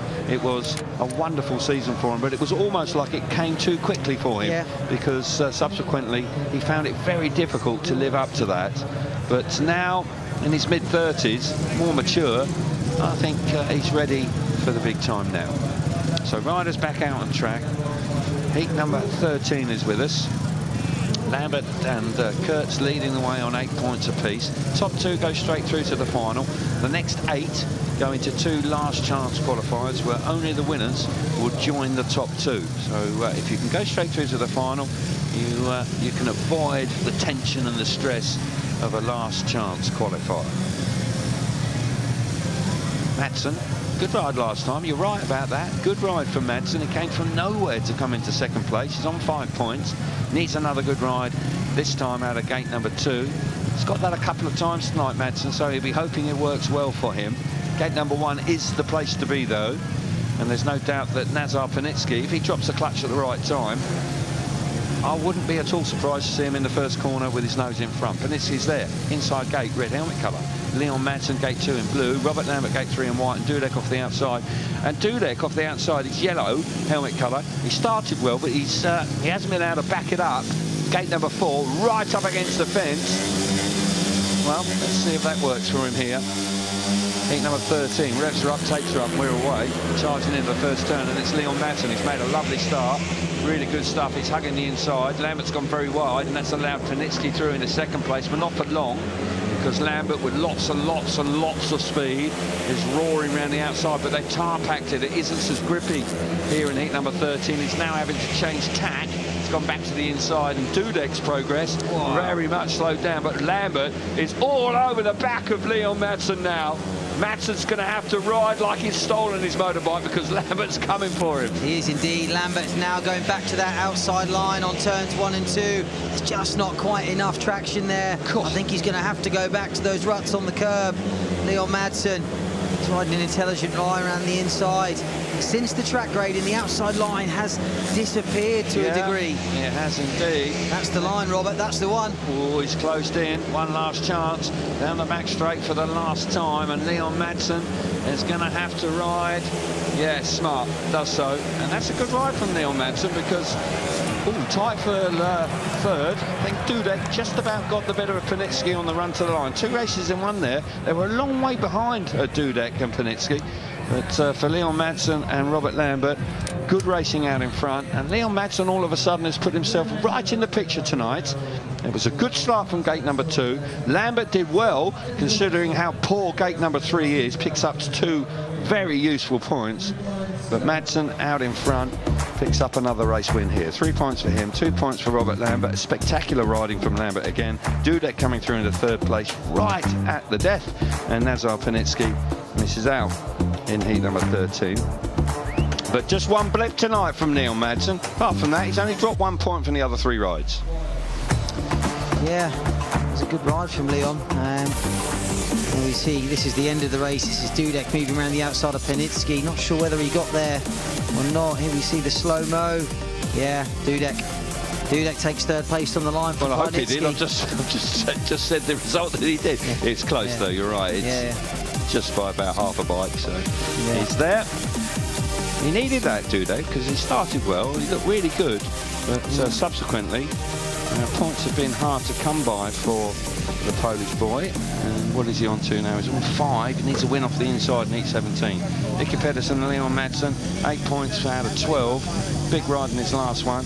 Don't think he's going to go in the final straight away. He's an LCQ bound, but if you can have a good score, then a a gate pick, a gate selection is going to be crucial if you want to make the final. Heat 14. We'll see Kurtz here. Thompson's on the inside in red. Kurtz gate number 2 in blue. Max Frick out of gate 3 in white. And Doyle off the outside in the yellow helmet colour. 3 Australians and Thompson, the Danish rider, on the inside. Frick needs a big ride here. He does. Yeah. He's in 10th place at the moment. Got 5 points, no race win. He's got gate 3, not easy.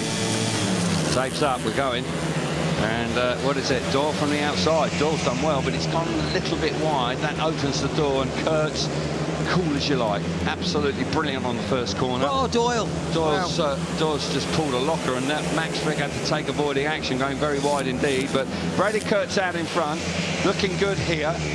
And Doyle hugging the inside. He looks a little bit untidy, but Frick has dropped back from Jason Doyle, but this is good news for Brady Kurtz out of gate 2, up against his compatriots. It's going good for Kurtz again tonight. It is indeed. Jason Doyle was the first to show from the start. He got across. Kurtz going into turn 1.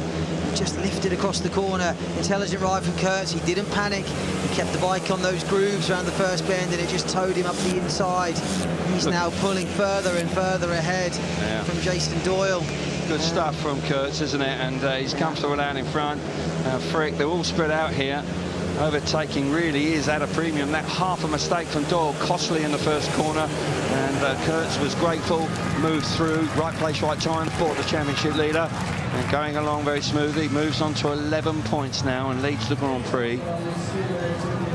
It's another very impressive display from the man who is leading the championship. And he won here last year, of course. 3 points for Brady Kurtz. Jason Doyle in second place, 2 points. Max Frick back in third, and Anders Thompson's having an awful night. He's only got 1 point from 4 rides. Couldn't see that.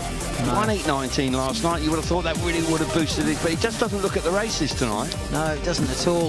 There's a replay of the first bend. It's Doyle who made the start, and like I said, makes a little mistake. I mean, wow, he's almost backwards into turn 3 there, completely overturns the bike. Recovers it well, though.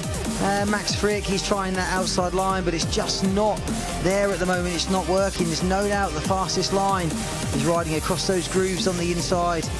There you see that Ashtec GM. Kurtz working really well tonight. Yeah, going along very nicely. Just dropped 1 point in his second ride, but nonetheless, very impressive once again, keeping the pressure on Smarslick.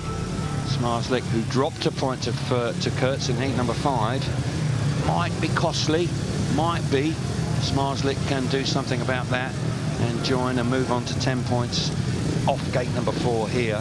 He needs to win this race, actually, Smarslick, if he wants to try and make the final, because Kurtz, no matter what he does, it's going to be a point in front. Robert Lambert dropping a point last time out just leaves the door slightly ajar for Smarslick, but he has to win this race. So, slight delay on the start line. Hülkenberg's on the inside in red. Kolodinskis gate number 2 in blue. Freddie Lindgren out of gate 3 in white, and Smarslick gate 4 in yellow. And this might just be an opportunity for Smarslick to fire himself to the front. Very impressive last time, Smarslick was. Here we go. Away we go, and he's going to get there. Oh, that's tight. That's tight. Oh, I tell you what, that was much tighter than I thought it was going to be. And he's out of shape. And Kai Hülkenberg has cleared off. Freddie Lindgren now through into third place. Tell you what, this is going to be a race. That could have gone all very wrong indeed. But Freddie. Kai Hülkenberg, he will not want to drop a point to Kai Hülkenberg here. Smarslick right round the inside.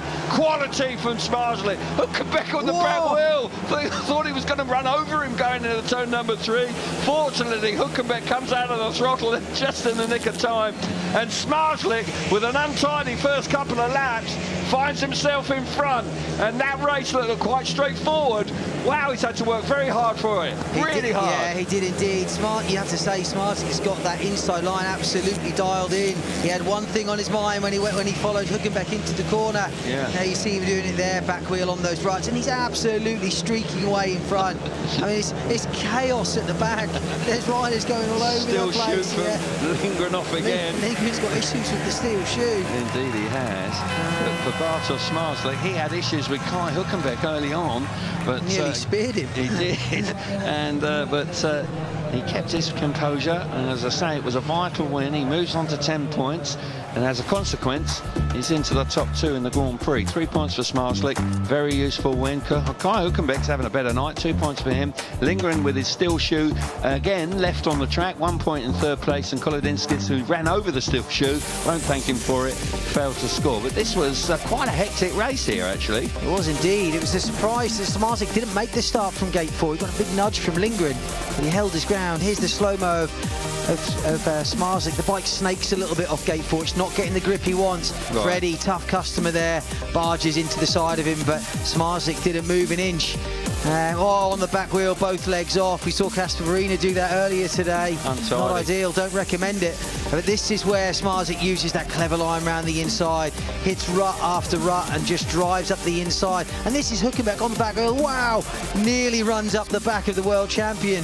Zmarzlik had no idea how close he was to getting a German front wheel right in the midships. Very well, that was wild, wasn't it? And that could have very easily gone wrong. Yeah. But for Zmarzlik, he's digging in, three wins and a 3rd place tonight. That means he's on 10, but he has moved into 2nd place. At the moment, he is an automatic qualifier for the final, but everybody has at least one more ride to come. Zmarzlik, we will see him off gate number 1 against Robert Lambert, which is a crucial race for the final. There's the standings: 11 to Kurt, Zmarzlik on 10. Lambert and Zmarzlik will race against each other. They're on gates 1 and 2 in heat number 20. Building up really nicely, isn't it? Top 3 in the world coming to the fore again. They are indeed. You can see why they're leading the championship. They really are the outstanding riders tonight so far. They are indeed. It doesn't matter what sort of conditions, they're producing it. Verina's on the inside in red. Jepsen Jensen, gate number 2 in blue. Jan Kvek needs points, gate 3 in white. And off the outside is the home fan favourite, Andrei Łebedevs. This could be a dust-up. Well, yeah, absolutely. Łebedevs could do with a win here. Really could. Let's go racing. Away we go, and it's Verina makes a lovely start. Oh my goodness, this is going to end in tears. Here we go. Oh, nasty, nasty. Yeah, I can see that coming. And Łebedevs just turning the bike inside out. Michael Jepsen Jensen came off 2nd best there. Yeah, Łebedevs doing the right thing, checking on Jepsen Jensen. Jensen took quite a hit there. For once, Verina's in the race, but was not involved in the trouble. No. So fingers crossed now for Michael Jepsen Jensen, who hasn't moved. Concern, immediate reaction from Łebedevs, and a nasty, awkward incident in the 1st corner. And Michael being attended by the paramedics immediately. But that just went wrong. Łebedevs just lost it. Yeah, Jepsen Jensen just couldn't get out of the way. No, Łebedevs almost turned it inside out on the 1st corner. Yeah, he did. And the problem is when someone does that in front of you and you're riding through that kind of rutty part of the track, it's hard to then pull a locker and miss someone because you're getting a lot of traction yourself. Important race for Łebedevs, but he's going to be excluded for that. He is the primary cause of the stoppage. Yeah, for sure. His mistake has created the carnage on the 1st corner. Still concerned for Michael Jepsen Jensen. Let's hope he's okay, but he hasn't moved very much. I do hope he hasn't. Łebedevs. It is, yeah, because you've got to, when you look at that program as a rider, you've got to earmark your rides off gate 4 and gate 1 in particular to maximise your points. And Łebedevs he's going to be excluded. Say it again now. Verina, he's clear. Goes around the inside. Łebedevs cuts back, lifts. He has to turn to avoid Verina. So nasty for Jepsen Jensen. He gets so much grip off that rut on the way in, doesn't he, when he turns hard? Yeah, he does. Kvek's bike packed up. He'll be lucky to be in the rerun. He will.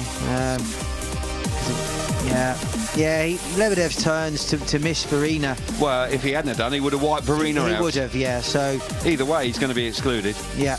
He's lost control there. The track's caught him out. Yeah. And Michael Jepsen Jensen. It's a nasty crash for Jepsen. It's awkward, isn't it? The bike, you can see the bike from Łebedevs. It launches and lifts across the corner.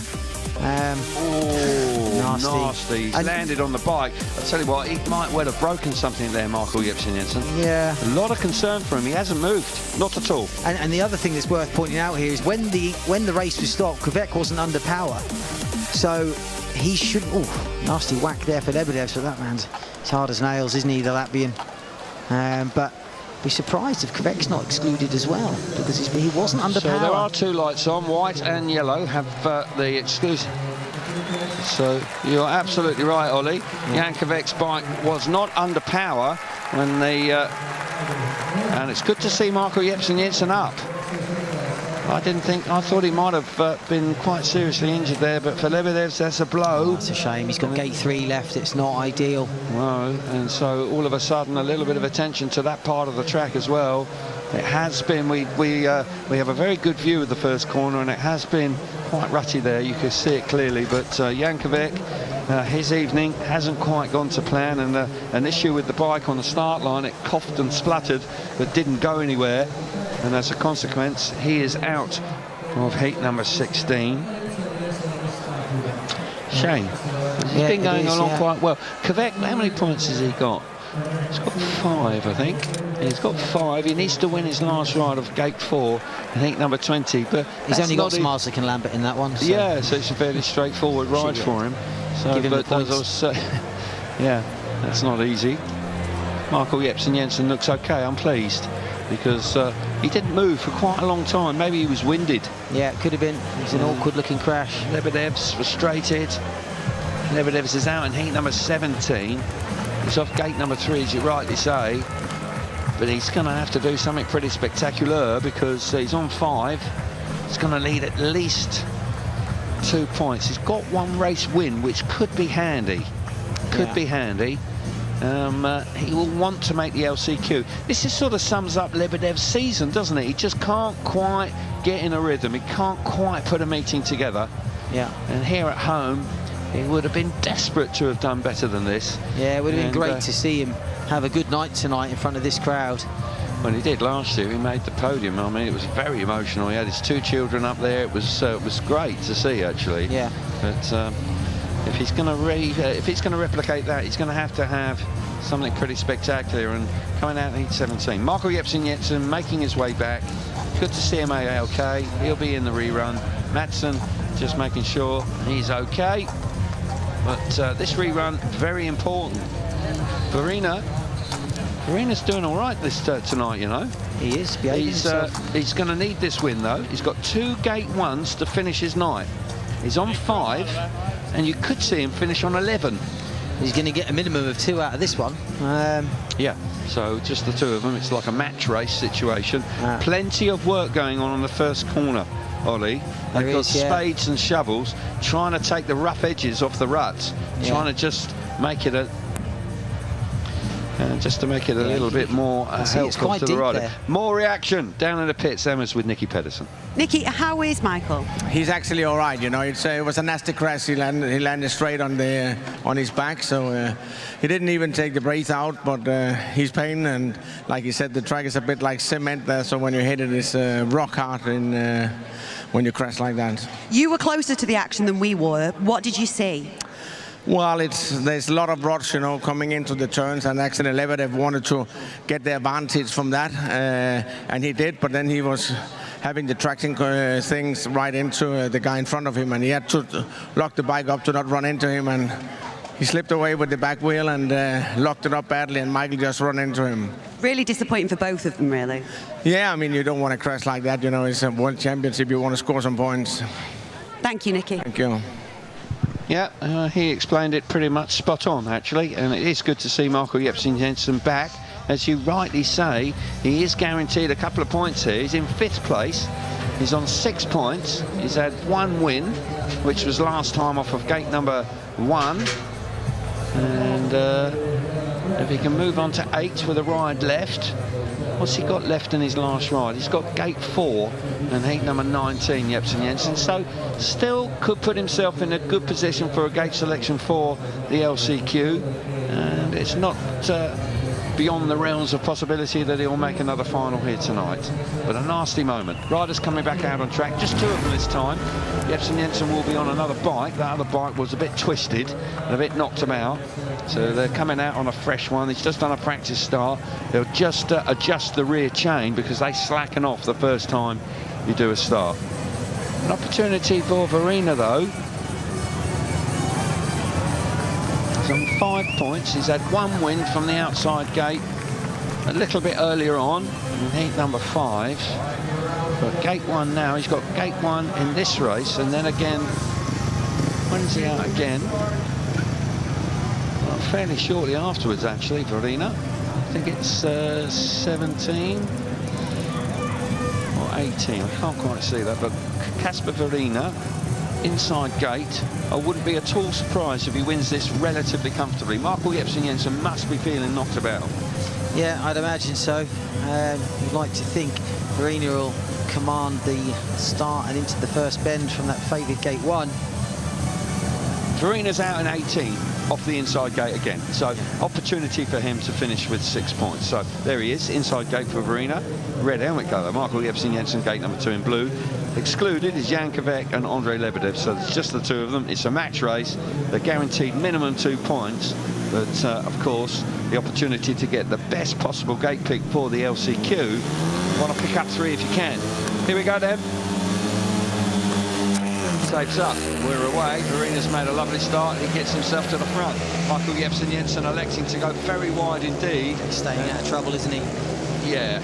It's almost like he's comfortable with finishing in 2nd place here. Just ride himself back into the Grand Prix after a pretty shocking crash in the first corner, first time around. Verina, though, he's going straight through the danger zone. He is. He's not concerned at all. There are warning signs as you go in the first corner, but he's ignoring them. Casper Verina out in front, dominating heat number 16. Yeah, Casper Verina. There a slightly more conservative line there from Verina mid-track. That's what I'd be doing, I think. First couple of laps, he went, I said, through the danger zone on the inside of the first and second bend. But yeah, as expected, Casper Verina with a comfortable win here. It's looking good. He's going to move on. He had 5 points. He's going to move on to 8 points, but he'll have 2 race wins, courtesy of heat a little bit early on. And heat number 5, and Casper Verina picks up a comfortable win with Michael Jepsen Jensen just kind of riding himself back into the GP after a pretty heavy crash in the first corner, first time around. But Jepsen Jensen, he moves on to 8 points. Verina, as a courtesy of that race, he's moving on to 8, putting himself in good contention. So useful 3 points for the Polish man out in front. Jepsen Jensen back in 2nd place, 2 points. No points for Kvek or Łebedevs, both excluded from heat number 16. Yeah, an eye on Casper Verina in the red helmet colour here. He certainly looks the more committed of the 2. Like you say, I think Jepsen Jensen was happy just to get the 2 points and get out of Dodge safely. And there's Casper Verina, sends it round the inside, back wheel on those ruts. He's not bothered about those. Makes a good start. He's a bike length clear. And from then on, he just sort of stretches his lead. The gap he developed over Jepsen Jensen allowed him to start riding mid-track a little bit more sensibly as the race went on. But he'll be pleased with that, and he finishes another gate 1. If he can win that, that'll be 11 points and 3 race wins, which will leave him with a decent gate pick in the last chance qualifier. Absolutely right. So, although he's had a slight dip at times, but that gate choice he had early on, finishing his qualifying races on 2 gate 1s, may just be quite useful indeed. Kurtz leads the way on 11, Smarsik there into 2nd place on 10, Lambert in 3rd place on 10, Leon Madsen on 8 points, Verina moving into 8 points as well. Okay, let's get some more reaction, and Brady Kurtz is joining Emma in the pits. Brady, a moment ago I said to you, how you feeling? You said, I'm always good. I think anybody would be in your position. You've only dropped a single point all night. You are absolutely flying out there. Yeah, so far so good. Made a few good starts, and yeah, bike's been working well, and team's been doing a perfect job so far. There seems to be a real air of determination as well in your racing out there. Isn't there always? No, I'm just trying to do my job. I think the important thing is just to keep making good starts and keep giving myself the opportunity to be in the final. And yeah, so far we're looking all right, but one very important heat to go. That very important thing being what you did here last year, winning. Can you do that?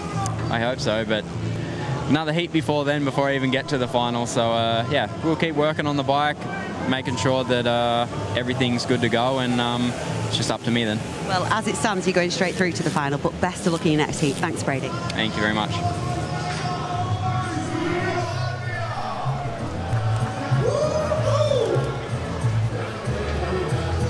So yeah, good to hear from Brady Kurtz. He's on 11 points. He finishes his qualifying heats and heat number 19, but he's got gate 3. Leon Madsen's on the inside of him, and Michael Jepsen Jensen's on the outside of him. And I'll tell you what, he's going to have to have his wits about him if he wants to pick up at least 2 points to confirm himself as a finalist and avoid an LCQ. Here's the top speed, and that's all about Robert Lambert, who has been again very impressive tonight. Schmarzlik there on 117 kilometres, but Lambert's speed is very impressive from heat number 11. Kolodinskis, he's gone the furthest so far tonight in heat number 11, 1,509 metres.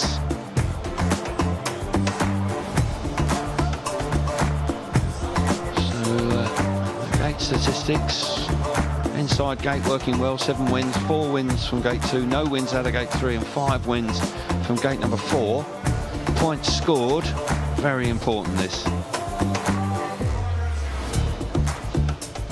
34 points scored from the inside gate, 20 points from gate 2, 10 points from gate 3, and 31 points from gate 4. So those 2 gates are remaining very much the favoured gates, and I'm expecting them to be popular when we come to gate selection for LCQ and the final a little bit later on. One more block of races, lots of work going on turns 1 and 2. There is 1, 2, 3, 4, 5, 6, 7 people out there working hard on the track. Let's have a look back at the highlights of the last block of races. Doyle makes a good start, but just runs a little bit wide and leaves the door open for Brady Kurtz, who is quite grateful and comes through and picks up another win. Yeah, it does indeed. That was where Doyle turned it backwards coming into turn 3. Frick trying that outside line, but that really has deteriorated. There's no doubt the fastest part of the track is round the curve. There's Brady Kurtz. He's comfortable riding through there. There we go.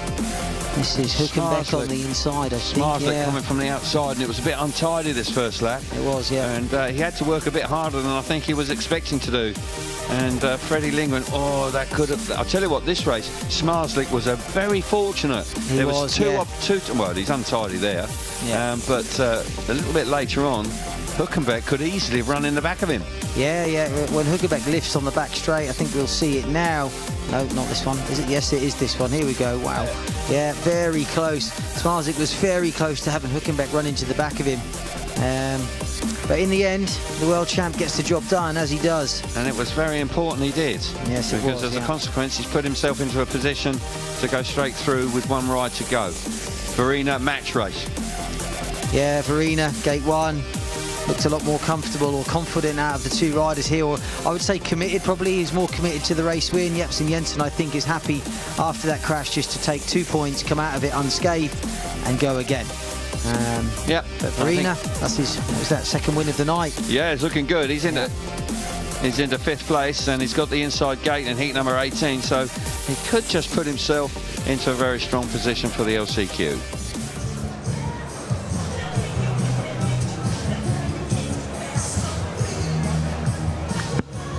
As I've said, there is a small army of people working on the track in the first corner, trying to keep those ruts at bay. Get your tickets for the Speedway World Cup, 29th of August in the PGE Narradori Stadium. At the end of this month, it's going to be a fabulous night of Speedway. Get along there if you can.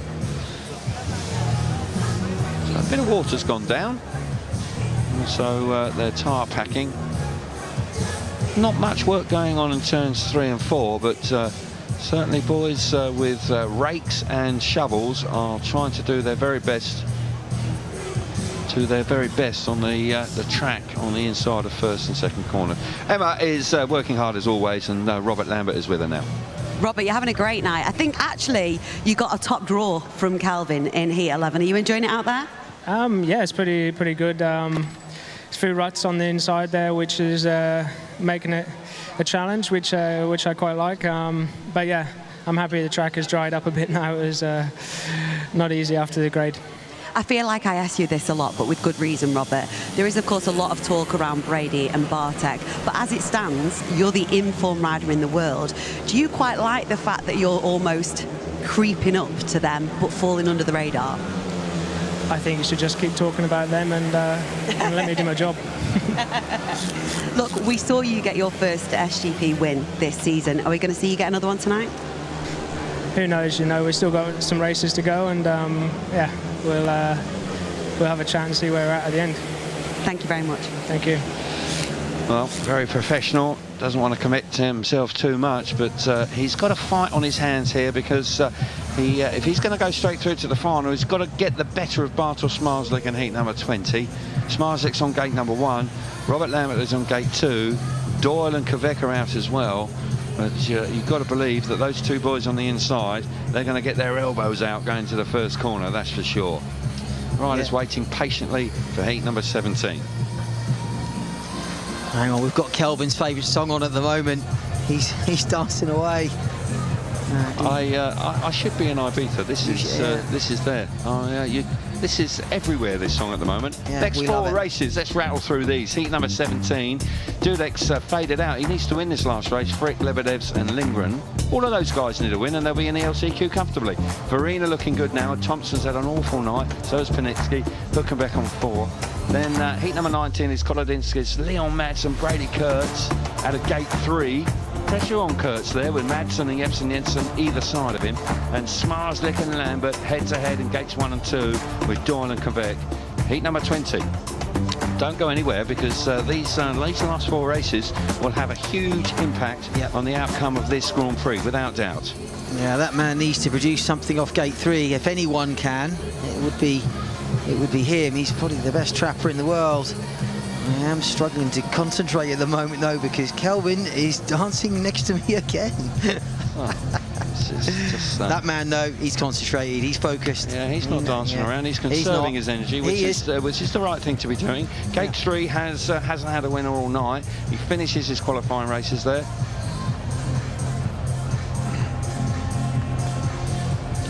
So, the top 2 in the world in picture right now. They were the top 2 from qualifying as well. You just so little to choose between the 2 of them, battling for this World Championship in 2026. It really is making it into a vintage season. As I say, we've had 7 Grand Prix, we've had 7 different winners. Will we see for the first time tonight a rider pick up and become a multiple Grand Prix winner in 2026? I fancy. She's been watching you. Yeah, well, you've got to learn from the best, mate. Heat 17, he's not too far away. I do embarrass myself when I do it. It's it's quite an infectious summer tune, isn't it? It's everywhere every place you go to, it's been played flat out. There's the position. Brady Kurtz, I've got it in front of me. He's on 11 points. 10 points for Zmarzlik. And Lambert needs to beat Zmarzlik in heat number 20 to make sure he gets through to the final. Leon Madsen. Verena coming up next. So Patrick Dudek, he needs a big ride here. He does. He's got gate 1 as well. Yep. But Dudek, after winning heat number 1, he's only scored 2 points since, but he has got the inside gate here, and if Dudek wants to be in the LCQ, he's got to win it. He'll fancy that after a track grade, gate 1 round the curb. Happy days. Yeah. He looked really good in his first ride, but hasn't looked anything like that subsequently. No. And maybe just the draws worked against him. Coming out, when you have number 1 draw, you come out after the grade, the fresh track grade, every time. Yeah. And possibly 2, 3 and 4 with a fresh track, it's been difficult. Been difficult, maybe. Yeah. You see the calm before the storm. All the riders there sat on their bikes, waiting for the green light from Big Phil to say that the track's ready to go. Yeah. Plenty of work going on. We've seen some water go down. We've seen. Tell you what, these 2 are enjoying themselves. They're really having a go, aren't they? Yeah. I think they look like they've been sampling the local beverages as well. Right. Is that what that is? I would imagine so. Well, that's what it did to you. So. Okay. So that's where I've seen that before. Yeah, it's more of the old school type of movement. But fair play to them. They're still, I can actually see them. I'm looking down to the left, and they're really having a smashing time. They're just in front of us. Some proper moves going on there. Bit of amber nectar there for the Aussie gentleman. And Guy's it's really good muscles. to see people enjoying themselves at the Grand Prix.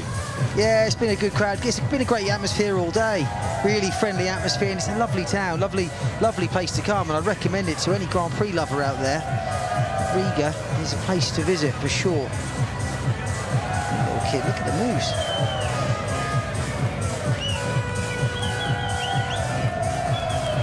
Yep, so plenty of energy out there still. Resident DJ Carlitos keeping the crowd going. Oh yeah. Doing a great job. Last in the tunes out. Yeah. He thinks he's back in Ibiza. Yeah, certainly is. Just looking where Łebedevs is, he's got gate 3 here. That's gone all wrong for Andrei now. It's that crash in heat 16 off of gate 4. I'm not sure he's going to make the LCQ, you know. No, it's going to be tough from there, isn't it? It's going to be very difficult for him. He needs a win.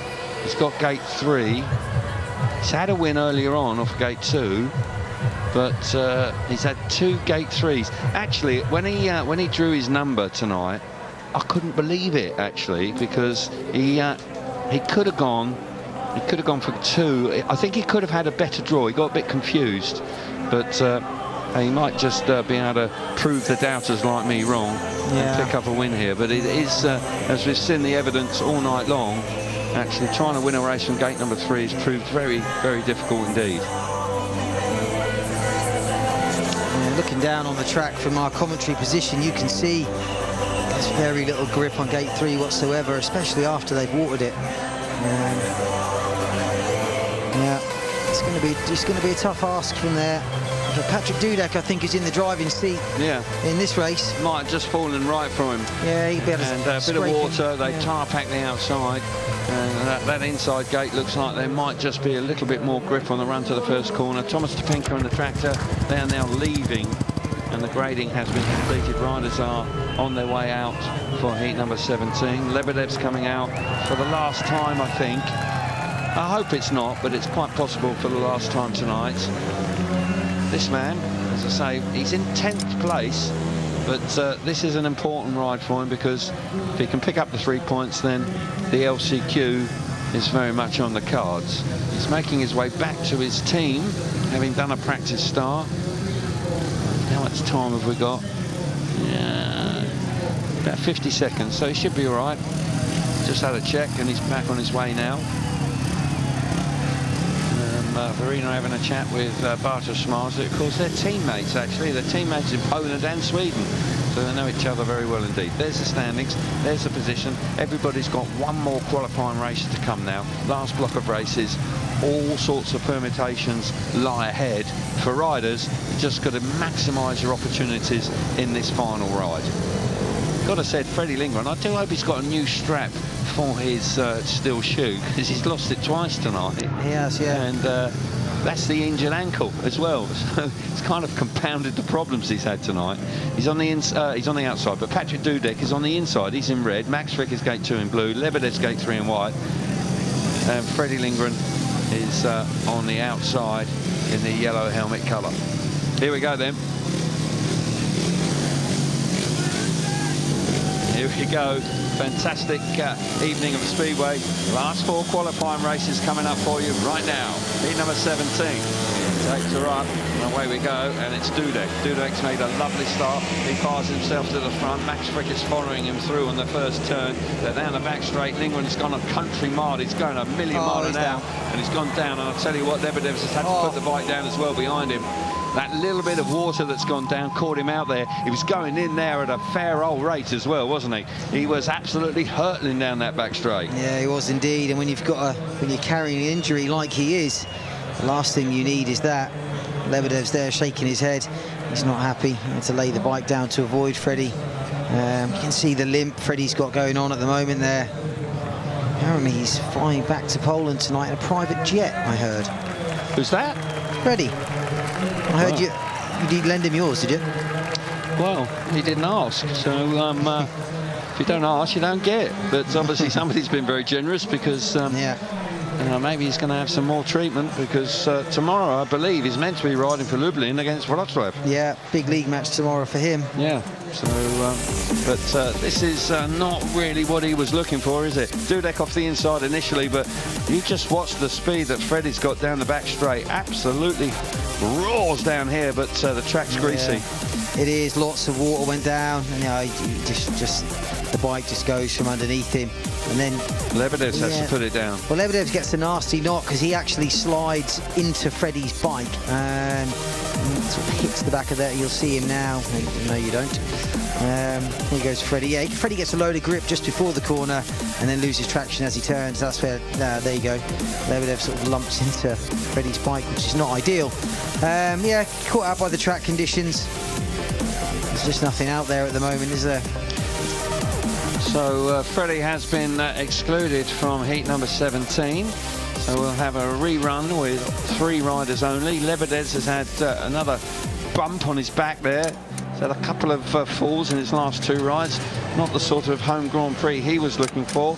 And Freddie, as he literally drags himself back to his pit box. I mean, he's ridden last night and tonight, and he's given it his very best. You have to admire his commitment to the cause, but I tell you what, that is a very nasty injury that he is having to deal with. And when you consider that, well, the rides he's been in, I mean, he's been leg trailing, and that's just very uncomfortable indeed. Łebedevs coming out here, 3 of them. Łebedevs needs a win, really. He's in 11th, and he's up against Dudek here. He's got to get the better of Dudek. With Dudek on the inside, that would suggest to me that he's got to get himself to the front.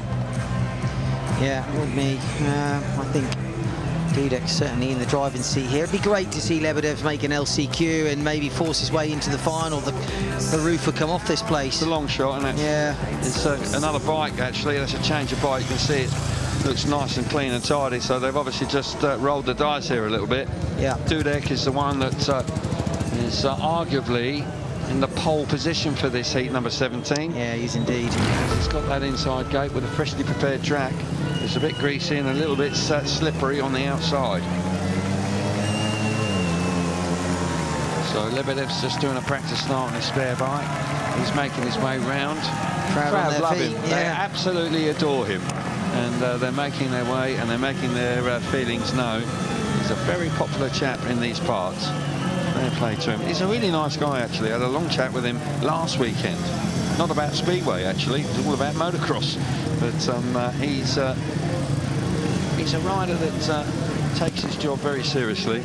And he's a bit frustrated that this season just hasn't quite gone to plan. But you have years like that. Last year, top 6 runner throughout. But this year, it's been a little bit more difficult. But could well just get out of jail because of the way and the results that happened in Terenzano in the GP Challenge. Freddie, his night is over, I would suggest. Yes, it is. So a fine effort, but just not quite good enough for an LCQ here on his return to Grand Prix. 3 riders only now for heat number 17. There's the lineup: Dudek, Bragg, Frick, and Łebedevs. No rider on the outside. Lindgren excluded. Here we go. Tapes up. Away we go. Lovely start. That's a brilliant start, actually, from Dudek. He hugs the inside, charges right around the inside. Look how far Łebedevs went. He's doing a million there we go. Up the inside, gets the better of Frick. Frick's trying to replay the compliment, trying to sneak back up the inside. They're very tight. That was clever from Łebedevs.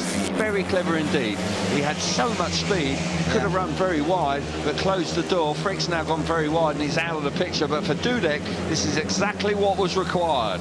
Yeah, it was a great start from Dudek, but he's untroubled out front. All the action was Łebedevs. He passed Frick, and like you say, really intelligent and very brave ride for a man that's been on the deck. Oh, he's lifted on the back straight.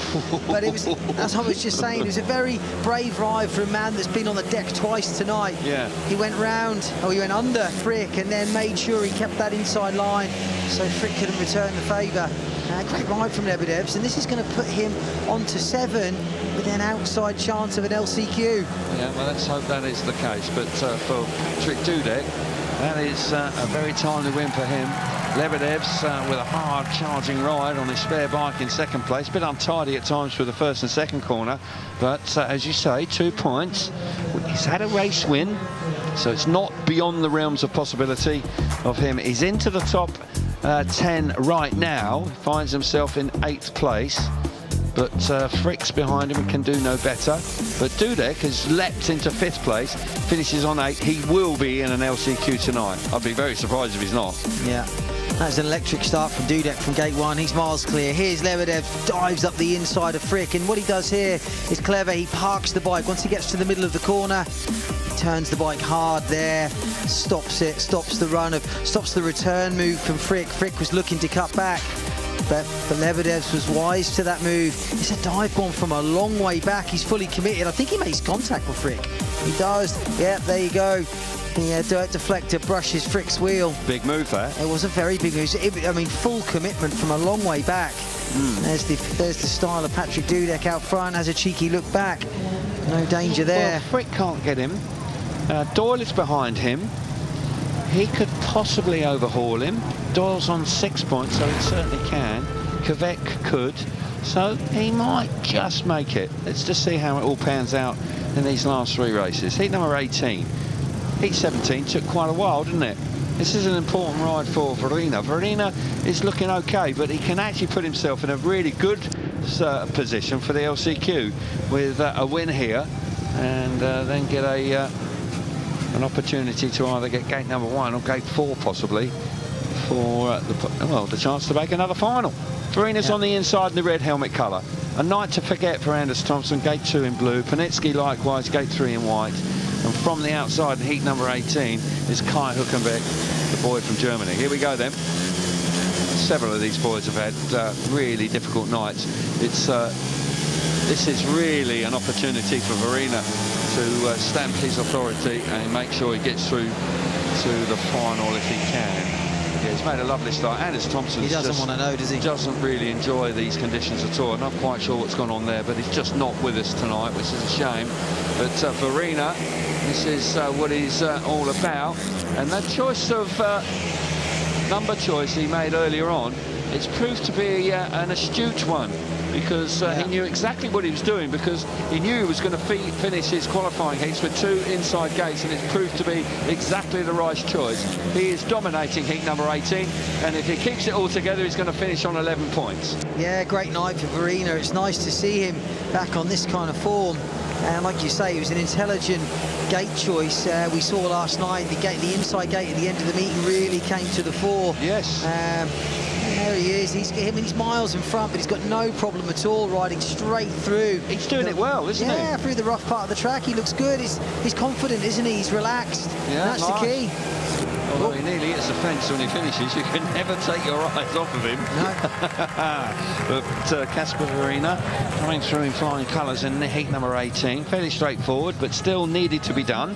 And he has finished his 5 rides off and has done it in some style. He's in the 2nd place, but he won't stay there because Smarslik's got a ride to come, and so has Lambert. But 3 points for Verina, 2 for Panitsky, 1 for Hülkenberg, and Anders Thompson.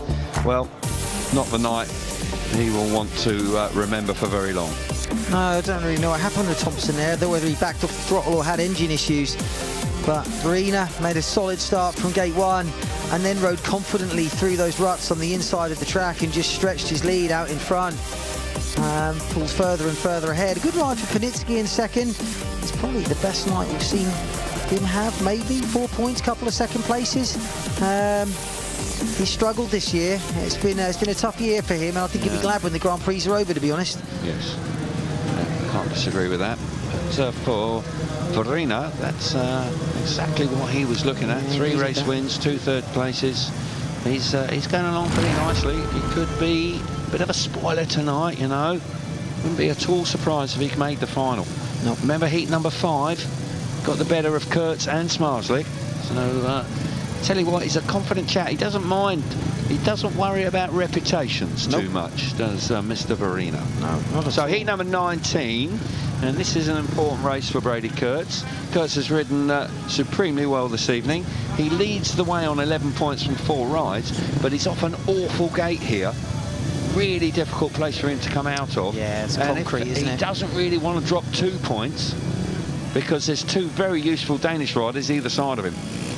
Yeah. Kolodinskis, the wild cards on the inside in red. Leon Madsen, gate 2 in blue. Brady Kurtz, gate 3 in white. And Jensen starts the race off the outside in yellow helmet colour. Do you know what I'm saying? Madsen and Michael Jensen. What you're saying. Go on then. I know exactly what you're saying. All right, but it's a tough one, isn't it? It is, yeah. It's the meat in a Danish sandwich. Very so.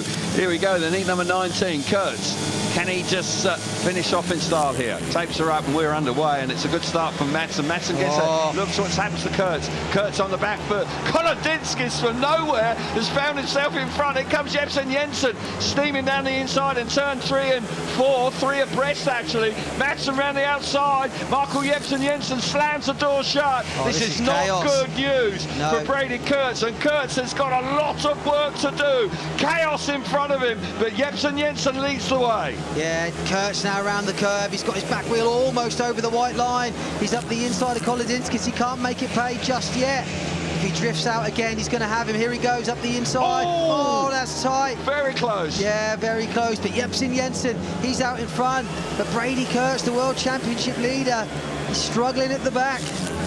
Well, he needs to get a 1 point at the very least. And all of a sudden, Leon Madsen is closing in rapidly onto Michael Jensen. Brady Kurtz has made another mistake. And all of a sudden, this has been a bit of a nightmare. Heat number 19 for Kurtz. It looks like, it's tight between, Michael Jensen and Leon Madsen. I think Michael Jensen got there, but that is not what Brady Kurtz was looking for. And we did flag it up. Gate 3 really has been a graveyard throughout the evening, and so it proves there for Brady Kurtz, who has been impeccable tonight, fails to score in heat number 19, and that leaves the door wide open now for riders to come through and overhaul him for the final. Jensen 3 points, Leon Madsen back in second place, 2 points for him, Kolodinskis 1, and Kurtz out of the points off of gate number 3. That just didn't fall right for Brady Kurtz in heat number 19. Tough one for him. Yeah, the door never really opened for him. There were bikes and riders going all over the place. Leon Madsen, you see, makes a really great start from gate 2. Then Kolodinskis, he has a dive up the inside. Then Jensen gets involved. He now takes command of the race from here. Brady Kurtz, every move he tried, there seemed like there was someone in the way. Not an easy place to be in. It's Leon Madsen, he's putting Jensen under a little bit of pressure at this point. Brady Kurtz, he tries inside, he tries outside, but nothing really worked.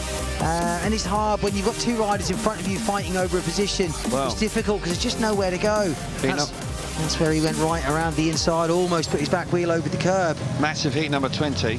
Oh, huge, yeah. Massive heat number 20. Now, it's quite a confusing picture here because you've got 3 riders on 11, you've got 3 riders on number 10, on 10 points, but Lambert and Smarslick have got a ride in hand. They're coming out here, and 2 points is enough to make the final. 2 points will move you on to 12 and you're in. So Bartosz Smarslick, if they're first and second, both of them will go through to the final. They'll overhaul, they'll leapfrog right up. Lambert's down in 6th place, but 2 points sees them in the final. It does, yeah. So that's the position. A little bit complicated to see that right now, but heat number 20 for those 2 riders in gates 1 and 2, hugely important. The world champion Smarslick, gate number 1 in red. Robert Lambert, gate 2 in blue. Gate number 3 in white is Jason Doyle, and Jan Quebec, who was out of the last race because Spike packed up on the start line. Gate number 4 in yellow. Here we go, heat number 20. Movement from Lambert. Lambert missed it completely, red lights on. It's probably done him a favour, as long as he hasn't touched the tapes. Well, we can't quite see that from the head-on, but the side-on view from the camera. Why did Steam Top put the red light on so quickly? Did he see a transgression? This is drama in heat number 20. Bartosz Smarslick. Let's have a look. He's touched the tapes. Has he? I think he's touched the tapes. Let's watch it now. No. Oh, no. That's close. You need new glasses. I do actually, you know. I have noticed my eyes have deteriorated lately. Yeah. I tell you what, Robert Lambert is very, very lucky that the ref stopped that race because he is at the back. He's stone last. So he gets another bite of the cherry here. He's going to have a warning, but that's better than... Tell you what, why did he stop the race? I think he thought he touched them. I did? Yeah. So maybe Yeah, maybe he's got a similar Yeah, he possibly has a similar prescription to you, which needs an upgrade. I need to see the opticians in Storrington next week and go and see them. I need to rob a bank to go in there, though, you know, it's very expensive. Anyway, there we go. All 4 riders are back, and Robert Lambert has got a warning here. Pressure on, but 2 points is enough. Yeah. 2 points is enough with the way it's worked out, with Kurt's dropping points in that last race. Look how tight it is. I mean, what, 6 riders, 1 point between 6 riders at the moment. But these 2 boys, Smarslick and Lambert, have got a race to come. Smarslick, inside gate, red helmet colour. Lambert with a warning, gate number 2 in blue. Door gate 3 in white. Kvek off the outside in the yellow helmet colour. Tell you what, got to behave himself now. Don't want to throw it away now and miss out and have to go through the LCQ. Here we go. Green light is on, revs are up, and we're racing, and it's Smarslick made a lovely start. I tell you what, Door's done well. Yeah, and what's happened to Lambert? Lambert, oh, he's going to have to work hard, put up the inside of Doyle. He's done very well there, Robert Lambert, because he went nowhere off the start. Kvek's gone roaring around the outside, but Smarslick from the inside gate leading the way, and Robert Lambert having to hustle into second place. And these 2 boys, if it finishes like this, will go straight to the final. Yeah, really good first lap from Robert Lambert. He forced his way up the inside of Jason Doyle, willed his bike up the inside and pushed inside him into turn 3.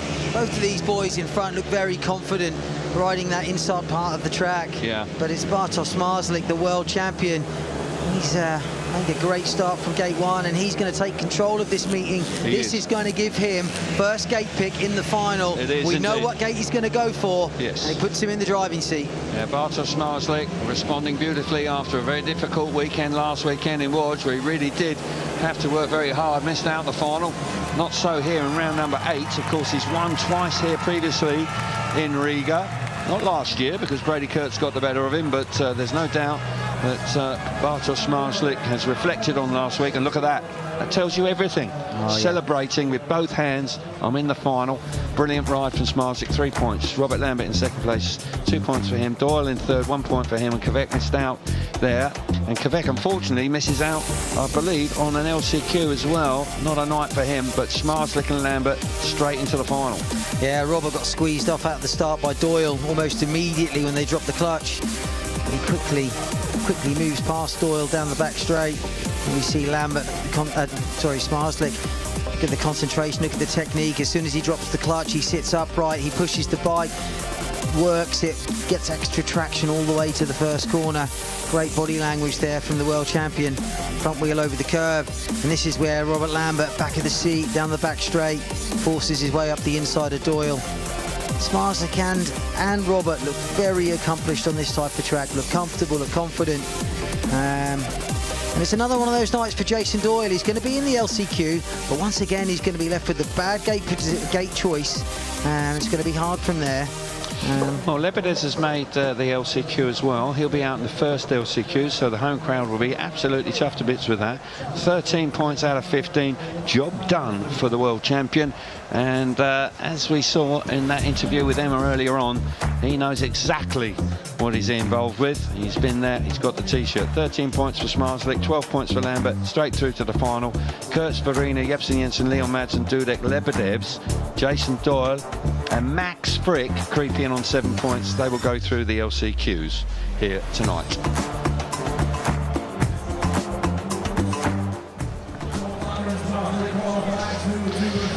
So the racing has, well, it's deteriorated a little bit, but the track has as well. But right now, it's all about mental strength, doing the job, digging in. Smarslick has. Kurtz just slipped off a touch in that last one, failing to score. So just rattle through this. I'm just going to work out who's in which LCQ here. We see the fastest times of the night so far. Robert Lambert with a 62.648 in heat 6. Brady Kurtz in second place there. Interesting, Smarslick's not really closer to the top of that list. Top speed here. Robert Lambert by some distance, 3 kilometres an hour over Bartosz Smarslick. Freddie Lindgren in third. I think that top speed was going into the third bend, I think, but he was going backwards at the time. Kai Hülkenberg, he's gone for a hot dog there, 1,500 metres. Yeah, he was out by the Russian border at one point. He was, yeah, a dangerous place to be, that is. We have the wins by gate. Gate 1, clearly the favourite. two coming back into it. 1 and 4 are the favourites at the moment. Points scored from the respective 4 gates as well, which is probably the best out of them all. 44 points scored from the inside, 25-15 from gate number 3, and 35 points scored from the outside gate. Now, LCQ number 1, we will see Kurz, Madsen, Łebedevs and Doyle. Verina, Jepsen Jensen and Frick and Dudek will be in LCQ number 2. So only the winners go through to join the 2 finalists, confirmed finalists so far this evening in Smarslik and Lambert. So 2 of the top 3 in the world already there. Kurtz, the leader of the championship, has to go through the LCQ number 1. Kvek picks up 6 points tonight, Hookenbeck on 5, Lindgren 4, Panitsky 3, Kolodinskis 2, and Anders Thompson, a night to forget for him, just 1 World Championship points in round number 8 here in Riga. So now we wait for Emma to get in position, riders to also get in position for the gate selections for the next 2 races, all important LCQs. Just the winners. It's all or nothing now. And this track is certainly, well, that inside gate, I sense is going to be very popular indeed. And Kurtz is going to have the first choice here. And no surprise to see him to go straight for the inside. That gate number 3 really did upset his evening, going along so very nicely indeed, and then suddenly at the back and not being able to make an impression. That could have gone, well, it didn't go to plan, and he's on the back foot now. So we're waiting to get ready. Crowd love it.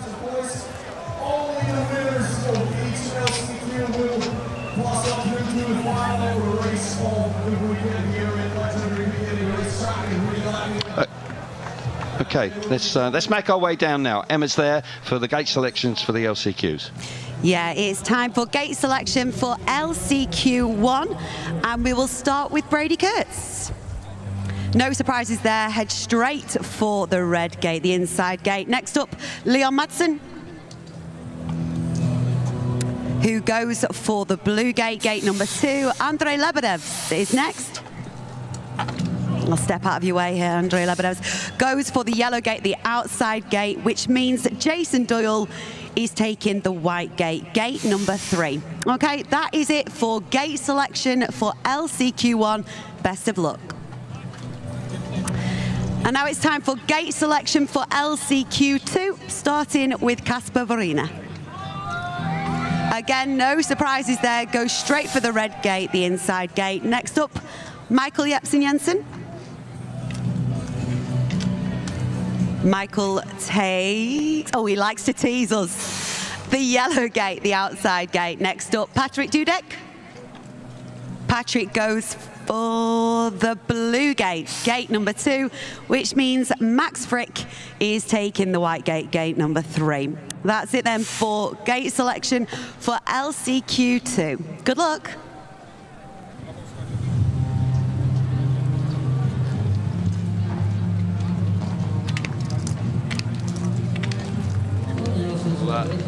See how it works out.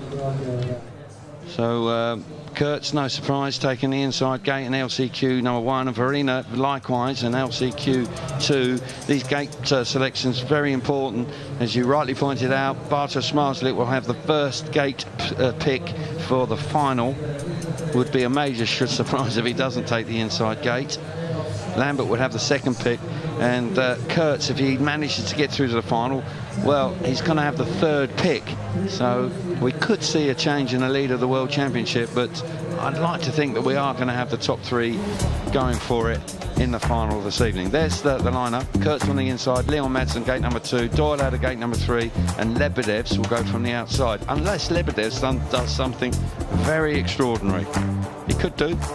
He could do. Verina on the inside, Dudek alongside him in gate number 2, Max Frick gate 3, don't want to be there, that's horrible. And Michael Jepsen Jensen goes from the outside in LCQ number 2. Fans just and supporters just relaxing and just getting themselves ready for the last 3 races of the evening. Kurtz. We've seen him do it time and time again, you know. He's been under pressure, and he's always come through. I'm fully expecting him to do that again. Just had gate 3 at the wrong time, really. The timing of that was unfortunate, but nonetheless, he has got Madsen, who Madsen's quite useful. So is Łebedevs, so not straightforward. Doyle's got gate 3. He must be thinking, God, another point or two, and I could have had a better selection. It's just the way this season has been for him. Yeah, I agree. He's been pretty consistent tonight. Doyle, 3 second places. He's been gating quite well. He's often in the mix on the first lap. Just hasn't really gone his way. He's just a little bit off the Doyle we used to know. He's not far away, but he's just a little bit off. And those small margins, that's the difference at this level. Yes. Between getting last pick in the LCQ and getting a higher pick or straight through. Yes. But yeah, it's certainly Brady Kurtz here in the driving seat. He'll be looking to explode off gate 1 and disappear into the sunset. Yeah. Well, Łebedevs on the outside. Could he do something? It's pretty spectacular. Gate number 4 earlier on was working quite well. Tickets for the Speedway World Cup final still available in Warsaw. Get involved with that. It's on the 29th of August in the PGE Narodowy Stadium. Fantastic night of team speedway to be held in a fantastic stadium. The PGE Narodowy Stadium really is quite a spectacular arena for us to be racing speedway. And of course also the new podcast out in 2026, Chat SGP. I tell you what, that's a good listen, no doubt about that. Yeah, the most recent one with Mr. Tatum will have you laughing, I promise you that. Okay. That's what I put up with every weekend. Okay, all right. And I encourage it. I like the stories. Oh, okay. Yeah, I like it. Right. Yeah. I'm here for it. I took offence at that. No, really. no, don't take offence. I love it. I'm here for it. Team's falling apart here in the commentary box. No, it's getting stronger. Every Grand Prix it gets stronger. Oh, okay. Yeah, trust me. Fine, thank you. Thank you for reminding me. So, look, we've not got too much longer to wait now. Hope you enjoyed it. The racing hasn't been out of the top drawer all the time tonight, but I just sense the track's just played its part there. It's just they've had to sort of like compromise the racing a little bit to make sure they keep this track under control. I sense it's because we've had 2 meetings in 2 days on a brand new surface. It's a lot to ask, isn't it? And just particularly in that first corner, it has broken up. And they're having to do a bit of intensive care to make sure that they keep those ruts under control. Work's still going on, and we're just having to wait a little bit longer for LCQ number 1. Not good for riders, you know. You want to get on with it now. You do, yeah. And Kurtz in particular, he'll be very keen. The heart rate will be up. Yeah, once again, it looks like they put a little bit of water down, which I think is probably unnecessary, but that's my opinion. You can still see people out on track at the moment with shovels just trying to take the edge off some of those ruts. Yeah, absolutely. Rennie Deddings is out there, the race director for SGP2. He's out there working overtime. And one of the track staff alongside him as well. They're just taking the sharp edges off, just trying to just make them less violent, like exactly, just a little bit less unpredictable. Right, riders on their way out now. LCQ number 1, and of course the home crowd favourite making his way round for LCQ. I thought he was out at the meeting, but I was mistaken. Fantastic that he's in here. Really pleased to see him again. The crowd are delighted as well. He's got a decent start here. Got a decent start, but to get the better of the championship leader, he's going to have to do an extraordinary performance. He's going to have to really come up with something pretty spectacular if he's going to get the better of Kurtz. But if Kurtz misses the start, then the race is wide open, you would suggest. And that man, Leon Madsen, at gate number 2, might be in the box seat, but Kurtz very rarely misses a start, and we've seen him do it so often when he's in these situations. Very cool customer. Yeah, totally agree. Normally, the higher the pressure situation, the better he delivers. So now's his time to shine. Well, he's done it before, and we wouldn't be at all surprised if he manages to produce something here again. No hesitation at all. Understandably slow. They only have to look at the gate stats. Gate number 4, absolutely. Gate number 1, absolutely the clear favourite tonight. Inside gate, Brady Kurtz, red helmet colour. Leon Madsen, gate 2 in blue. Jason Doyle, gate 3 in white. Łebedevs off the outside in the yellow helmet colour. Łebedevs is going to have to do something very spectacular. He's going to have to find something extra coming off the first corner to get the better of Kurz, because Kurz, we know exactly where he's going. He's going right round the inside, front wheel over the white line. Here we go. LCQ number 1 here in the Biķernieki in Riga.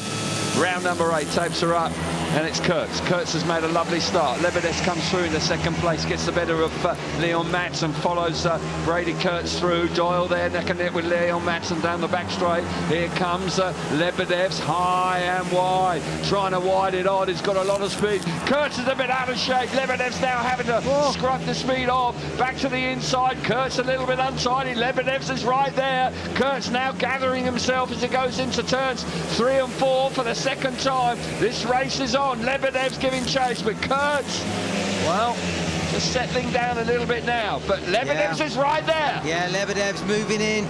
He's catching Brady Kurz. The crowd are on their feet as Łebedevs moves closer and closer to Brady Kurz. Kurz cannot relax out in front here. The track's tricky. He's riding around the inside. He's gone through those grooves. He survived that corner, but Łebedevs, he's just too far away. So the last corner in LCQ number 1. That wasn't quite as comfortable as I was expecting, but he's got the job done. The championship leader is in the final again. Came under pressure from Łebedevs throughout the 4 laps. But in the end, he seals the deal. Has to go the hard yards. And the drama of the LCQ, Kurz comes out on top. Gate number 1, proving to be decisive once again. Kurz wins, Łebedevs in second place, Doyle back in third. Good effort from Doyle from gate 3, actually. Leon Madsen misses out there, but Kurz on the inside initially, but Łebedevs makes him work. Bit of a twitch from Leon Madsen there. Yeah, Madsen moves a little bit, but it's an electric start from Brady Kurz, a really composed start. If you watch him here, his bike, it lifts and he sits back and he just drives the bike all the way to the first corner. He's comfortably clear. Andžej Łebedevs in second place. He can tell he's pumped up, he's charged by the crowd. He's sending it deep into the outside of turns of 3 and 4. And at certain points in the race, you see Kurz made a mistake there. Yes. Łebedevs closed the gap. And again, he was a little bit untidy on the first lap there, wasn't he? He was, and you can tell that the first and second bend is tricky. Yes. Yeah, Kurz made a couple of mistakes there, and it's interesting to see whether that will play a part in the outcome of the final. Well, they elected to avoid them later on. They rode in the middle of the track and they didn't go right round the inside. Bartosz Marslik, Leon Madsen actually got a warning there, but his night is over anyway. He did move a little bit on the start. Right, riders are out for LCQ number 2. And we see Kasper Verina, who's won his last 2 rides from the inside gate. He starts there again now, so then he'll have 3 consecutive rides from that favoured gate. Dudek's out here. He's alongside him. Michael Jepsen-Jensen could be the danger. He teased us a little bit when he came up for his gate choice, but in the end, he's elected to go from the outside. So let's just see what happens here. If Verina gets a bit overexcited, Michael Jepsen-Jensen or Dudek possibly could be ready to pounce. Gate 3, Max Frick. Well, if he were to go through to the final, I'll tell you what,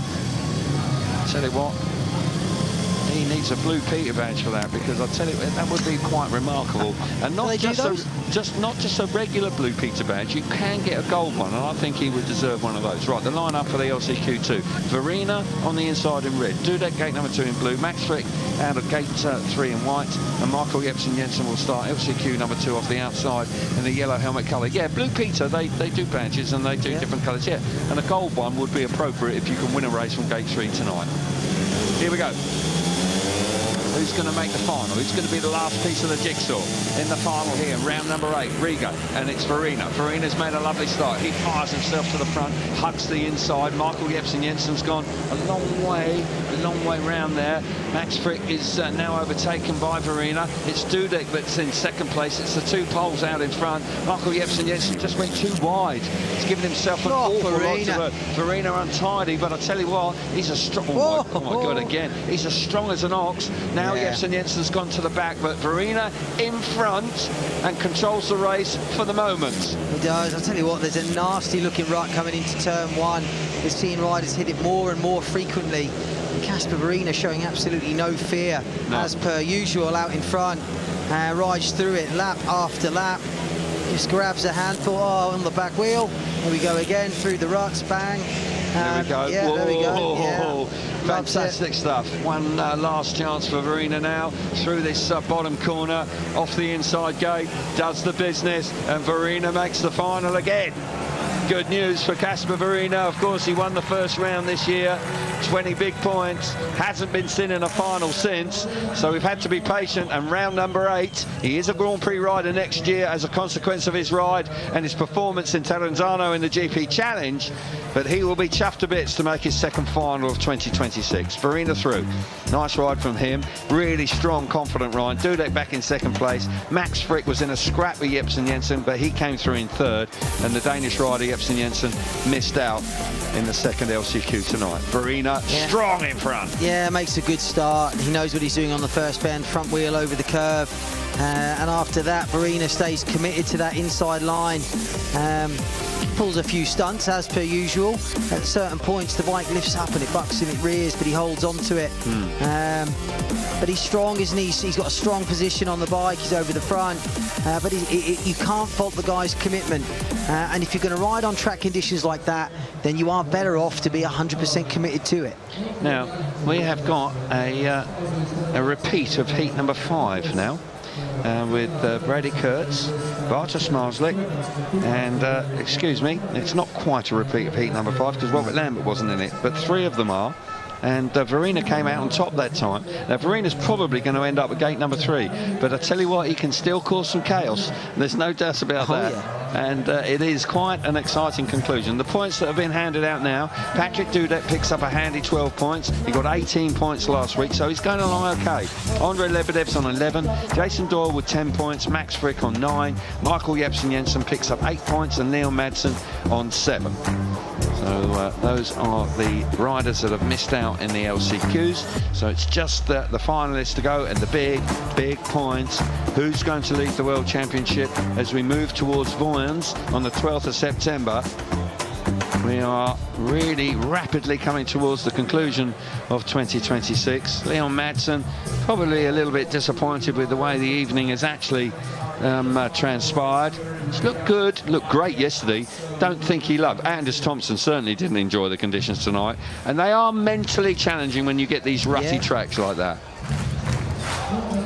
Patrick Dudek, well, he got 18 points last week. He's picked up 12 here, and that will do him no harm at all. He moved out from outside the top 7 into 5th place coming into tonight's Grand Prix. And I tell you what, another 12 points will do very nicely for the European champion, who started the season quite poorly actually, was well out of form, couldn't replicate the sort of performances he was putting in 2025. So all of a sudden things are beginning to click into place for the former world number 2. What a final we have to look forward to. And as I reiterate, it is the drama of the World Championship that's keeping us on the edge of our seats. The racing is a little bit processional, it's a bit hairy at times, but what a conclusion we have to look forward to. Okay, let's make our way down to Emma for the gate selections for the final.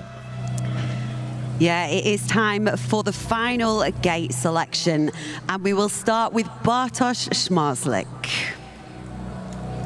Understandably, go straight for the red gate for gate number 1. Next up, Robert Lambert,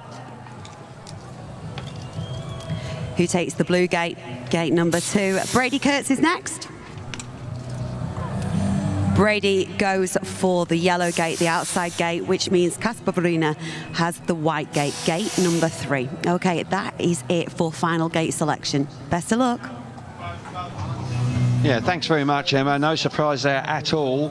And Lambert maybe had thought about gate number 4, but the dirt in the first corner is a long way, and we saw Michael Jepsen Jensen in the previous race wasn't able to utilise it at all. You either got to make it, or you're just going to have to take your medicine a touch. So gates 1 and 2 for the top 2 here.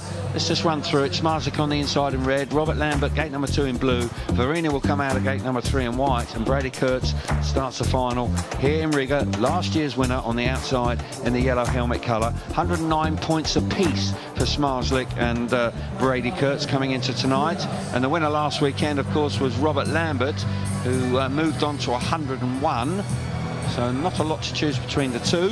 Who's going to come out on top? Will we see that gold race jacket change hands again? Will it be this man who has ridden superbly well tonight, I must say? Much improved from last weekend, Ollie, where he was all over the place. He was very much off the pace. Here tonight, a different customer. He has ridden very, very well indeed. Yeah, I would say tonight it's been as good as we've seen him all season, really. He's looked full of confidence, plenty of speed. Yeah. He's been gating well. We saw him make a start off gate 2 earlier in the day when no one had been anywhere near it off there up until that point. But looking at the final now, Brady Kurtz, gate 4. If anyone can spring a start from there at this stage of the meeting, it would be him. But looking at the gate stats, that gate has gone off. Smarslik's in the driving seat, isn't he, for sure? Yeah. No doubt about it. The way the track is, the way it's transpired and it's evolved, the inside gate was very fruitful late on last night. It's proving to be again the same here. It's winning races for fun. Let's just look at the last block of races. It won heat 17, it won heat 18, it won heat number 20, and so it had 3, and it's won the last 2 races. LCQ 1 and 2 have both been won from the inside gate. So out of the last 6 races, it's won 5 of them. So that just gives you an indication of how much of an advantage it is. This is pivotal. This is where the championship is very much on the line. The top 3 in the world going head-to-head once again, which is great to see. Kasper Verina just thrown in for good measure. Verina, this is a very timely performance for Verina. He's slipped down the rankings. He's in 7th place. So all of a sudden, he's going to improve his position significantly. Also, the pressure is off Verina. It's off Lambert as well, actually. Both of those riders are qualified for next year because they went through the GP challenge. But for Lambert, it's all about what colour of medal he's going to get this year. And, of course, for the top 2, Smarslik trying to create history again, of course, by being a 7-time world champion in 2026. And Kurtz and Lambert chasing their first world championship. It's really very exciting indeed. Yeah, it really is. Tension now. This is what it's all about. Here comes Verina. Gate 3. I can't see him making the start, but he might do something pretty spectacular in the first corner by a big turn back on the back wheel, feet off the footrests. Chaos coming through the first turn. It's possible. Yeah, you could see it now, the big turn back and a launch across the middle of the first bend. Oh dear. Okay, let's see what happens. Mexican wave, crowd loving it. We've had a really enjoyable evening. And let us stay away. Final time, riders out on track. Great scenes. That's what it's all about. Here we go. And as I say, top 3 going head-to-head here.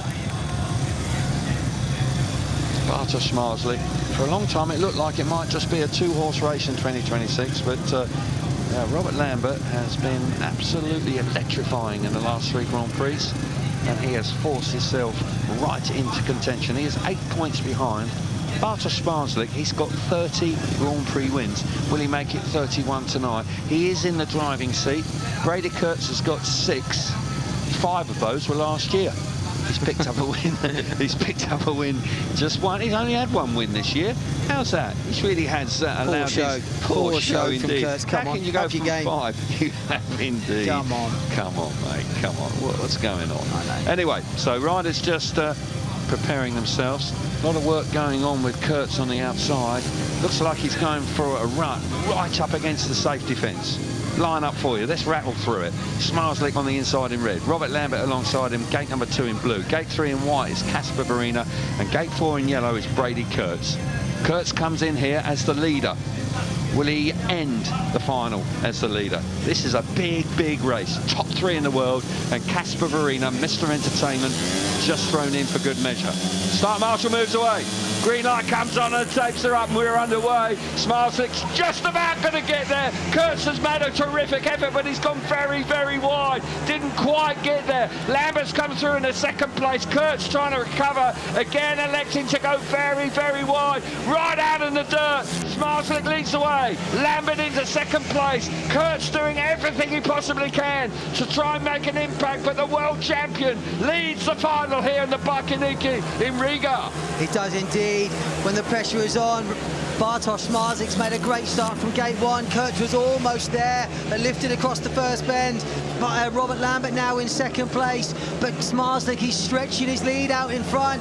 He's going to take control of the World Championship once again. That gold race jacket is going back into his hands.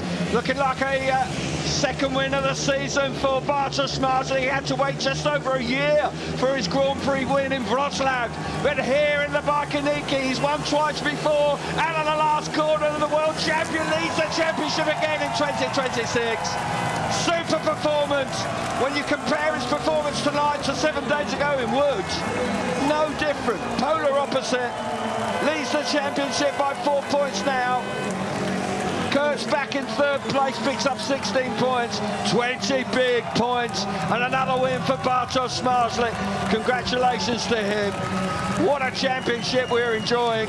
Kurt's threw everything at it. He was so close to doing it in the first corner. He was almost too close, actually. Yeah, he almost got across from gate 4. Like you say, he was inches away from being able to drop the bike on Smarslik, and then it would have been a different race completely. There's Bartosz Smarslik celebrating with his brother and the rest of his crew. He's over the moon. You can see, we're seeing a different Smarslik this year. He's more emotional. You know, it shows how much it means to him, and it also shows that he's possibly had doubts this year, because when he wins now, well, he's got a real competitor in Kurtz, hasn't he? And there's no doubt that he is feeling that. The way he's celebrating, the way he celebrated when he won in Wrocław, it was like he'd won the championship. But Kurtz obviously still in it, far from out of it, but he would love to it. But going through the LCQ, ultimately failing to score in his last qualifying race, ultimately has hurt him tonight.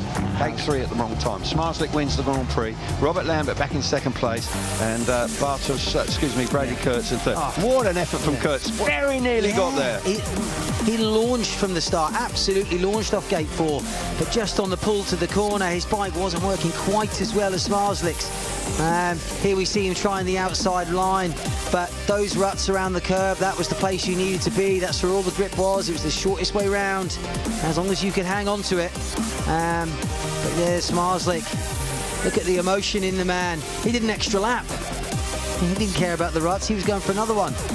But he's, elation. And when you can look at the bumps there. Yeah, it's a challenging track now, that's for sure. But Bartosz Smarslik has come through in fine colours. When you compare the performances in Łódź to the one here tonight, you can't really compare them. He just didn't get going very well at all. He scored 11 points, but bounces back with his second win.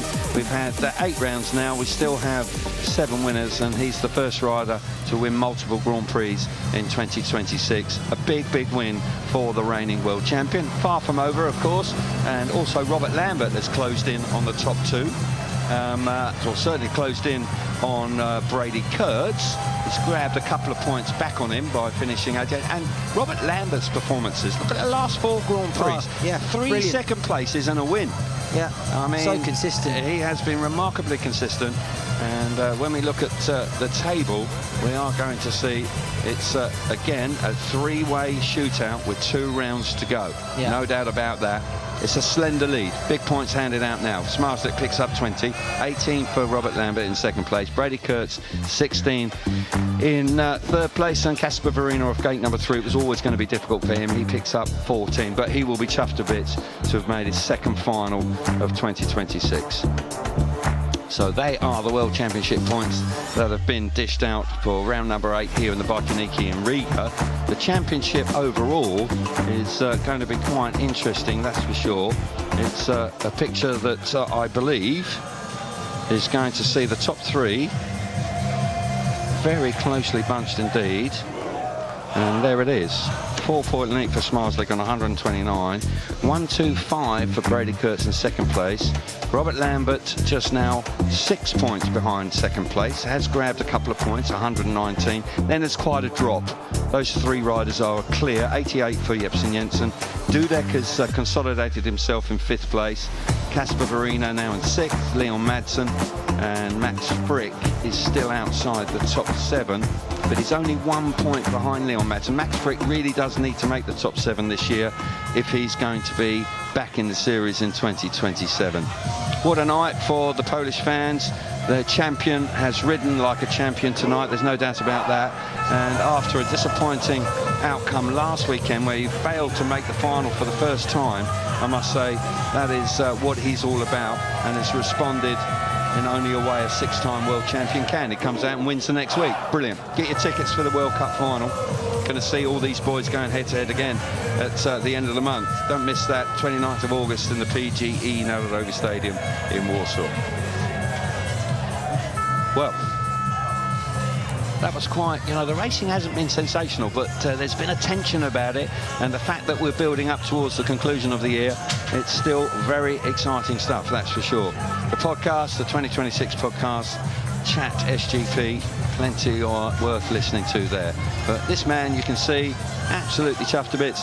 And, you know, he still retains a tremendous appetite for his racing, doesn't he? His enthusiasm, his drive, his professionalism, he understands what it takes. And he's certainly not going to hand it away. OK, let's get some reaction with the winner. Emma is down there with Bartosz Mazlik. Bartek, we just saw you celebrating with everybody there. What's your message for everybody who is celebrating and so happy to see you get your 2nd GP win this season? Hello, Riga!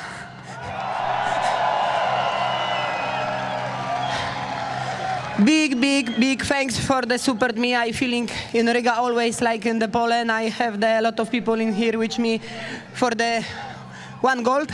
And I be in today and again come back to the final, and I think so the first rider this season, the twice winner on the runs, and I'm very happy. I'm very proud about this, because the last weekend I have some problem with the everything, but now I'm very happy because I come back to final, and the most important for me. Bartek, we saw you celebrating with your team over there, and you seem quite emotional. This really means a lot to you, doesn't it? Yeah, because sometimes feeling this before. Bartek, have you got a few words in Polish that you would like to say as well? Because there'll be a lot of Polish people watching. Dobry wieczór, Polska!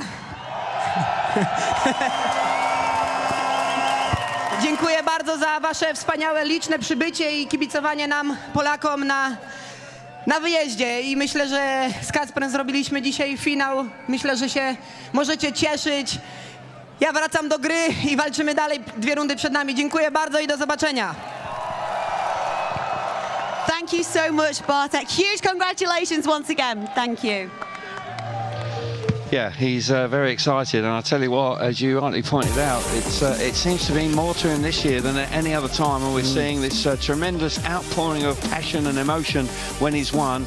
He had to wait a long time for his win earlier this year, just over a year, and he must have been wondering when the next win was coming from, but now he's the first rider this year to win 2 Grand Prix, and with 2 rounds to go, still all to race for, of course, between the top 3.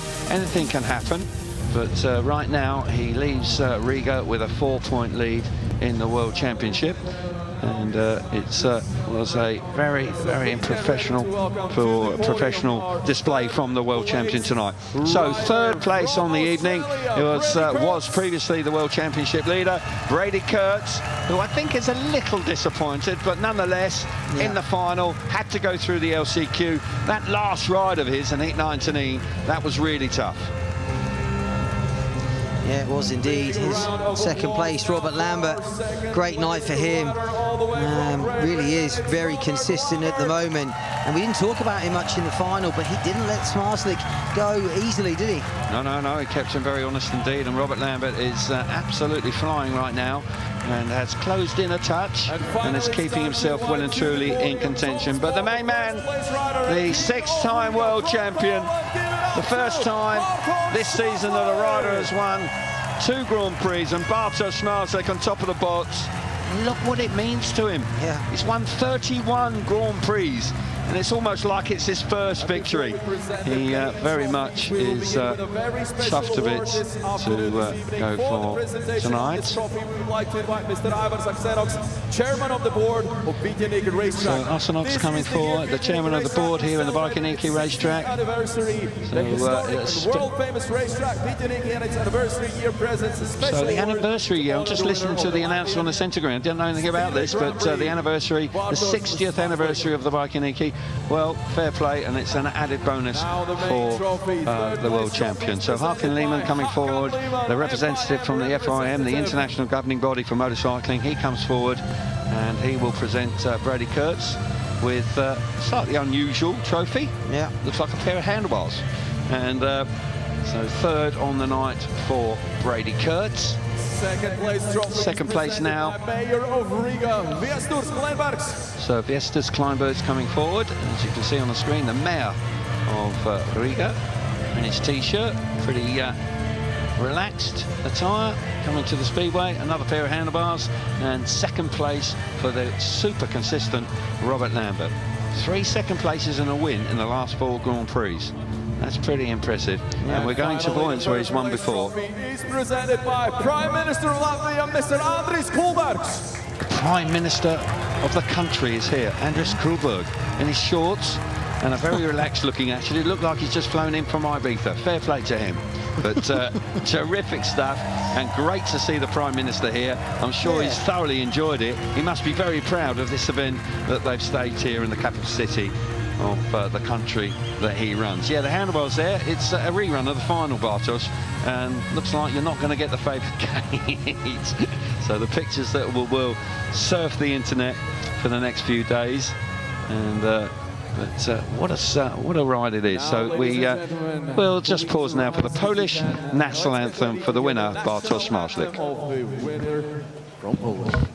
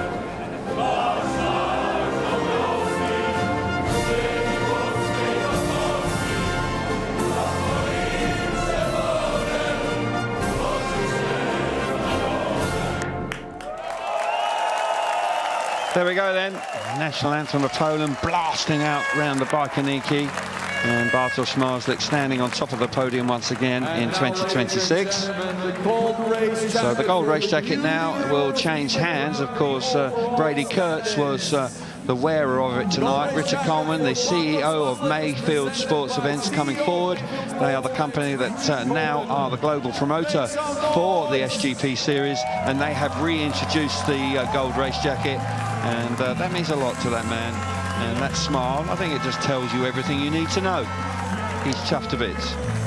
Yeah, he really is. It is a new, more emotional Smarslik than we're used to seeing.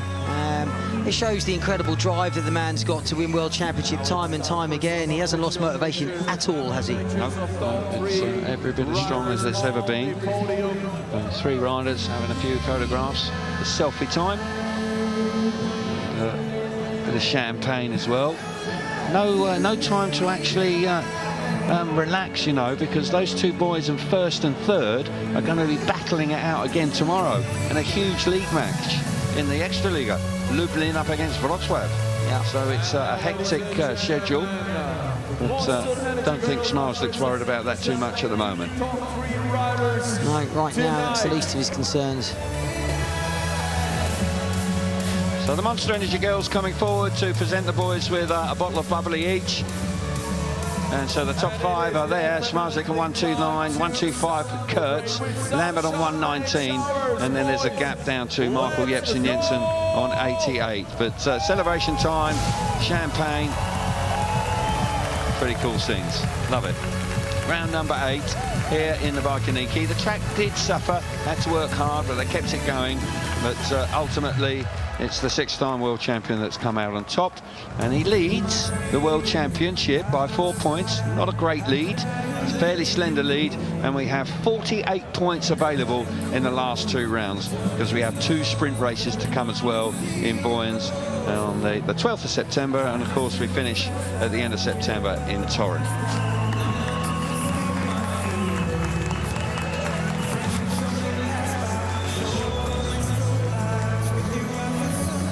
So I think those handlebars might find their way onto one of Bartosz's son's bikes, I would suggest. Yeah.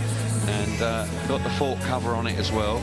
It's all ready to go. Maybe getting on the old PW80, you never know. Might be able to just manufacture a way of putting them on. Get your engineering company involved. I'm sure you'll find a way to do that. We can do anything. Anything. Just get in touch. Okay. Fantastic. Brilliant. It will be a lap of honor for all top 3 riders here in 2026 FIM DeWALT. There we go. That tells you everything you need to know about Bartosz Smarslik tonight. Winner here in round number 8 in the Biķernieki. Lots of work going on. Track just began to just moan a little bit and groan a bit. I think last night the track was slightly better, but so much track action in a short period of time on a freshly laid track, sometimes it just means that the main event can be slightly compromised. But there you go. In the end, we have had a dramatic conclusion, a tense conclusion, with the top 3 in the world going at it. Bartosz Smarslik, he's not going to hand this World Championship away. No. No chance. Okay, well, thank you very much for your company. Bartosz Smarslik clearly absolutely delighted to have won his 2nd Grand Prix of 2026. And as I say, I do hope you've enjoyed it. I know we have. We look forward now to round number 9, which will take place on the 12th of September in Voyens, of course, the famous and iconic Danish track. So please join us then. But we also got the World Cup final on the 29th of August in Warsaw. Thanks for your company. We'll see you very soon. Thank you very much.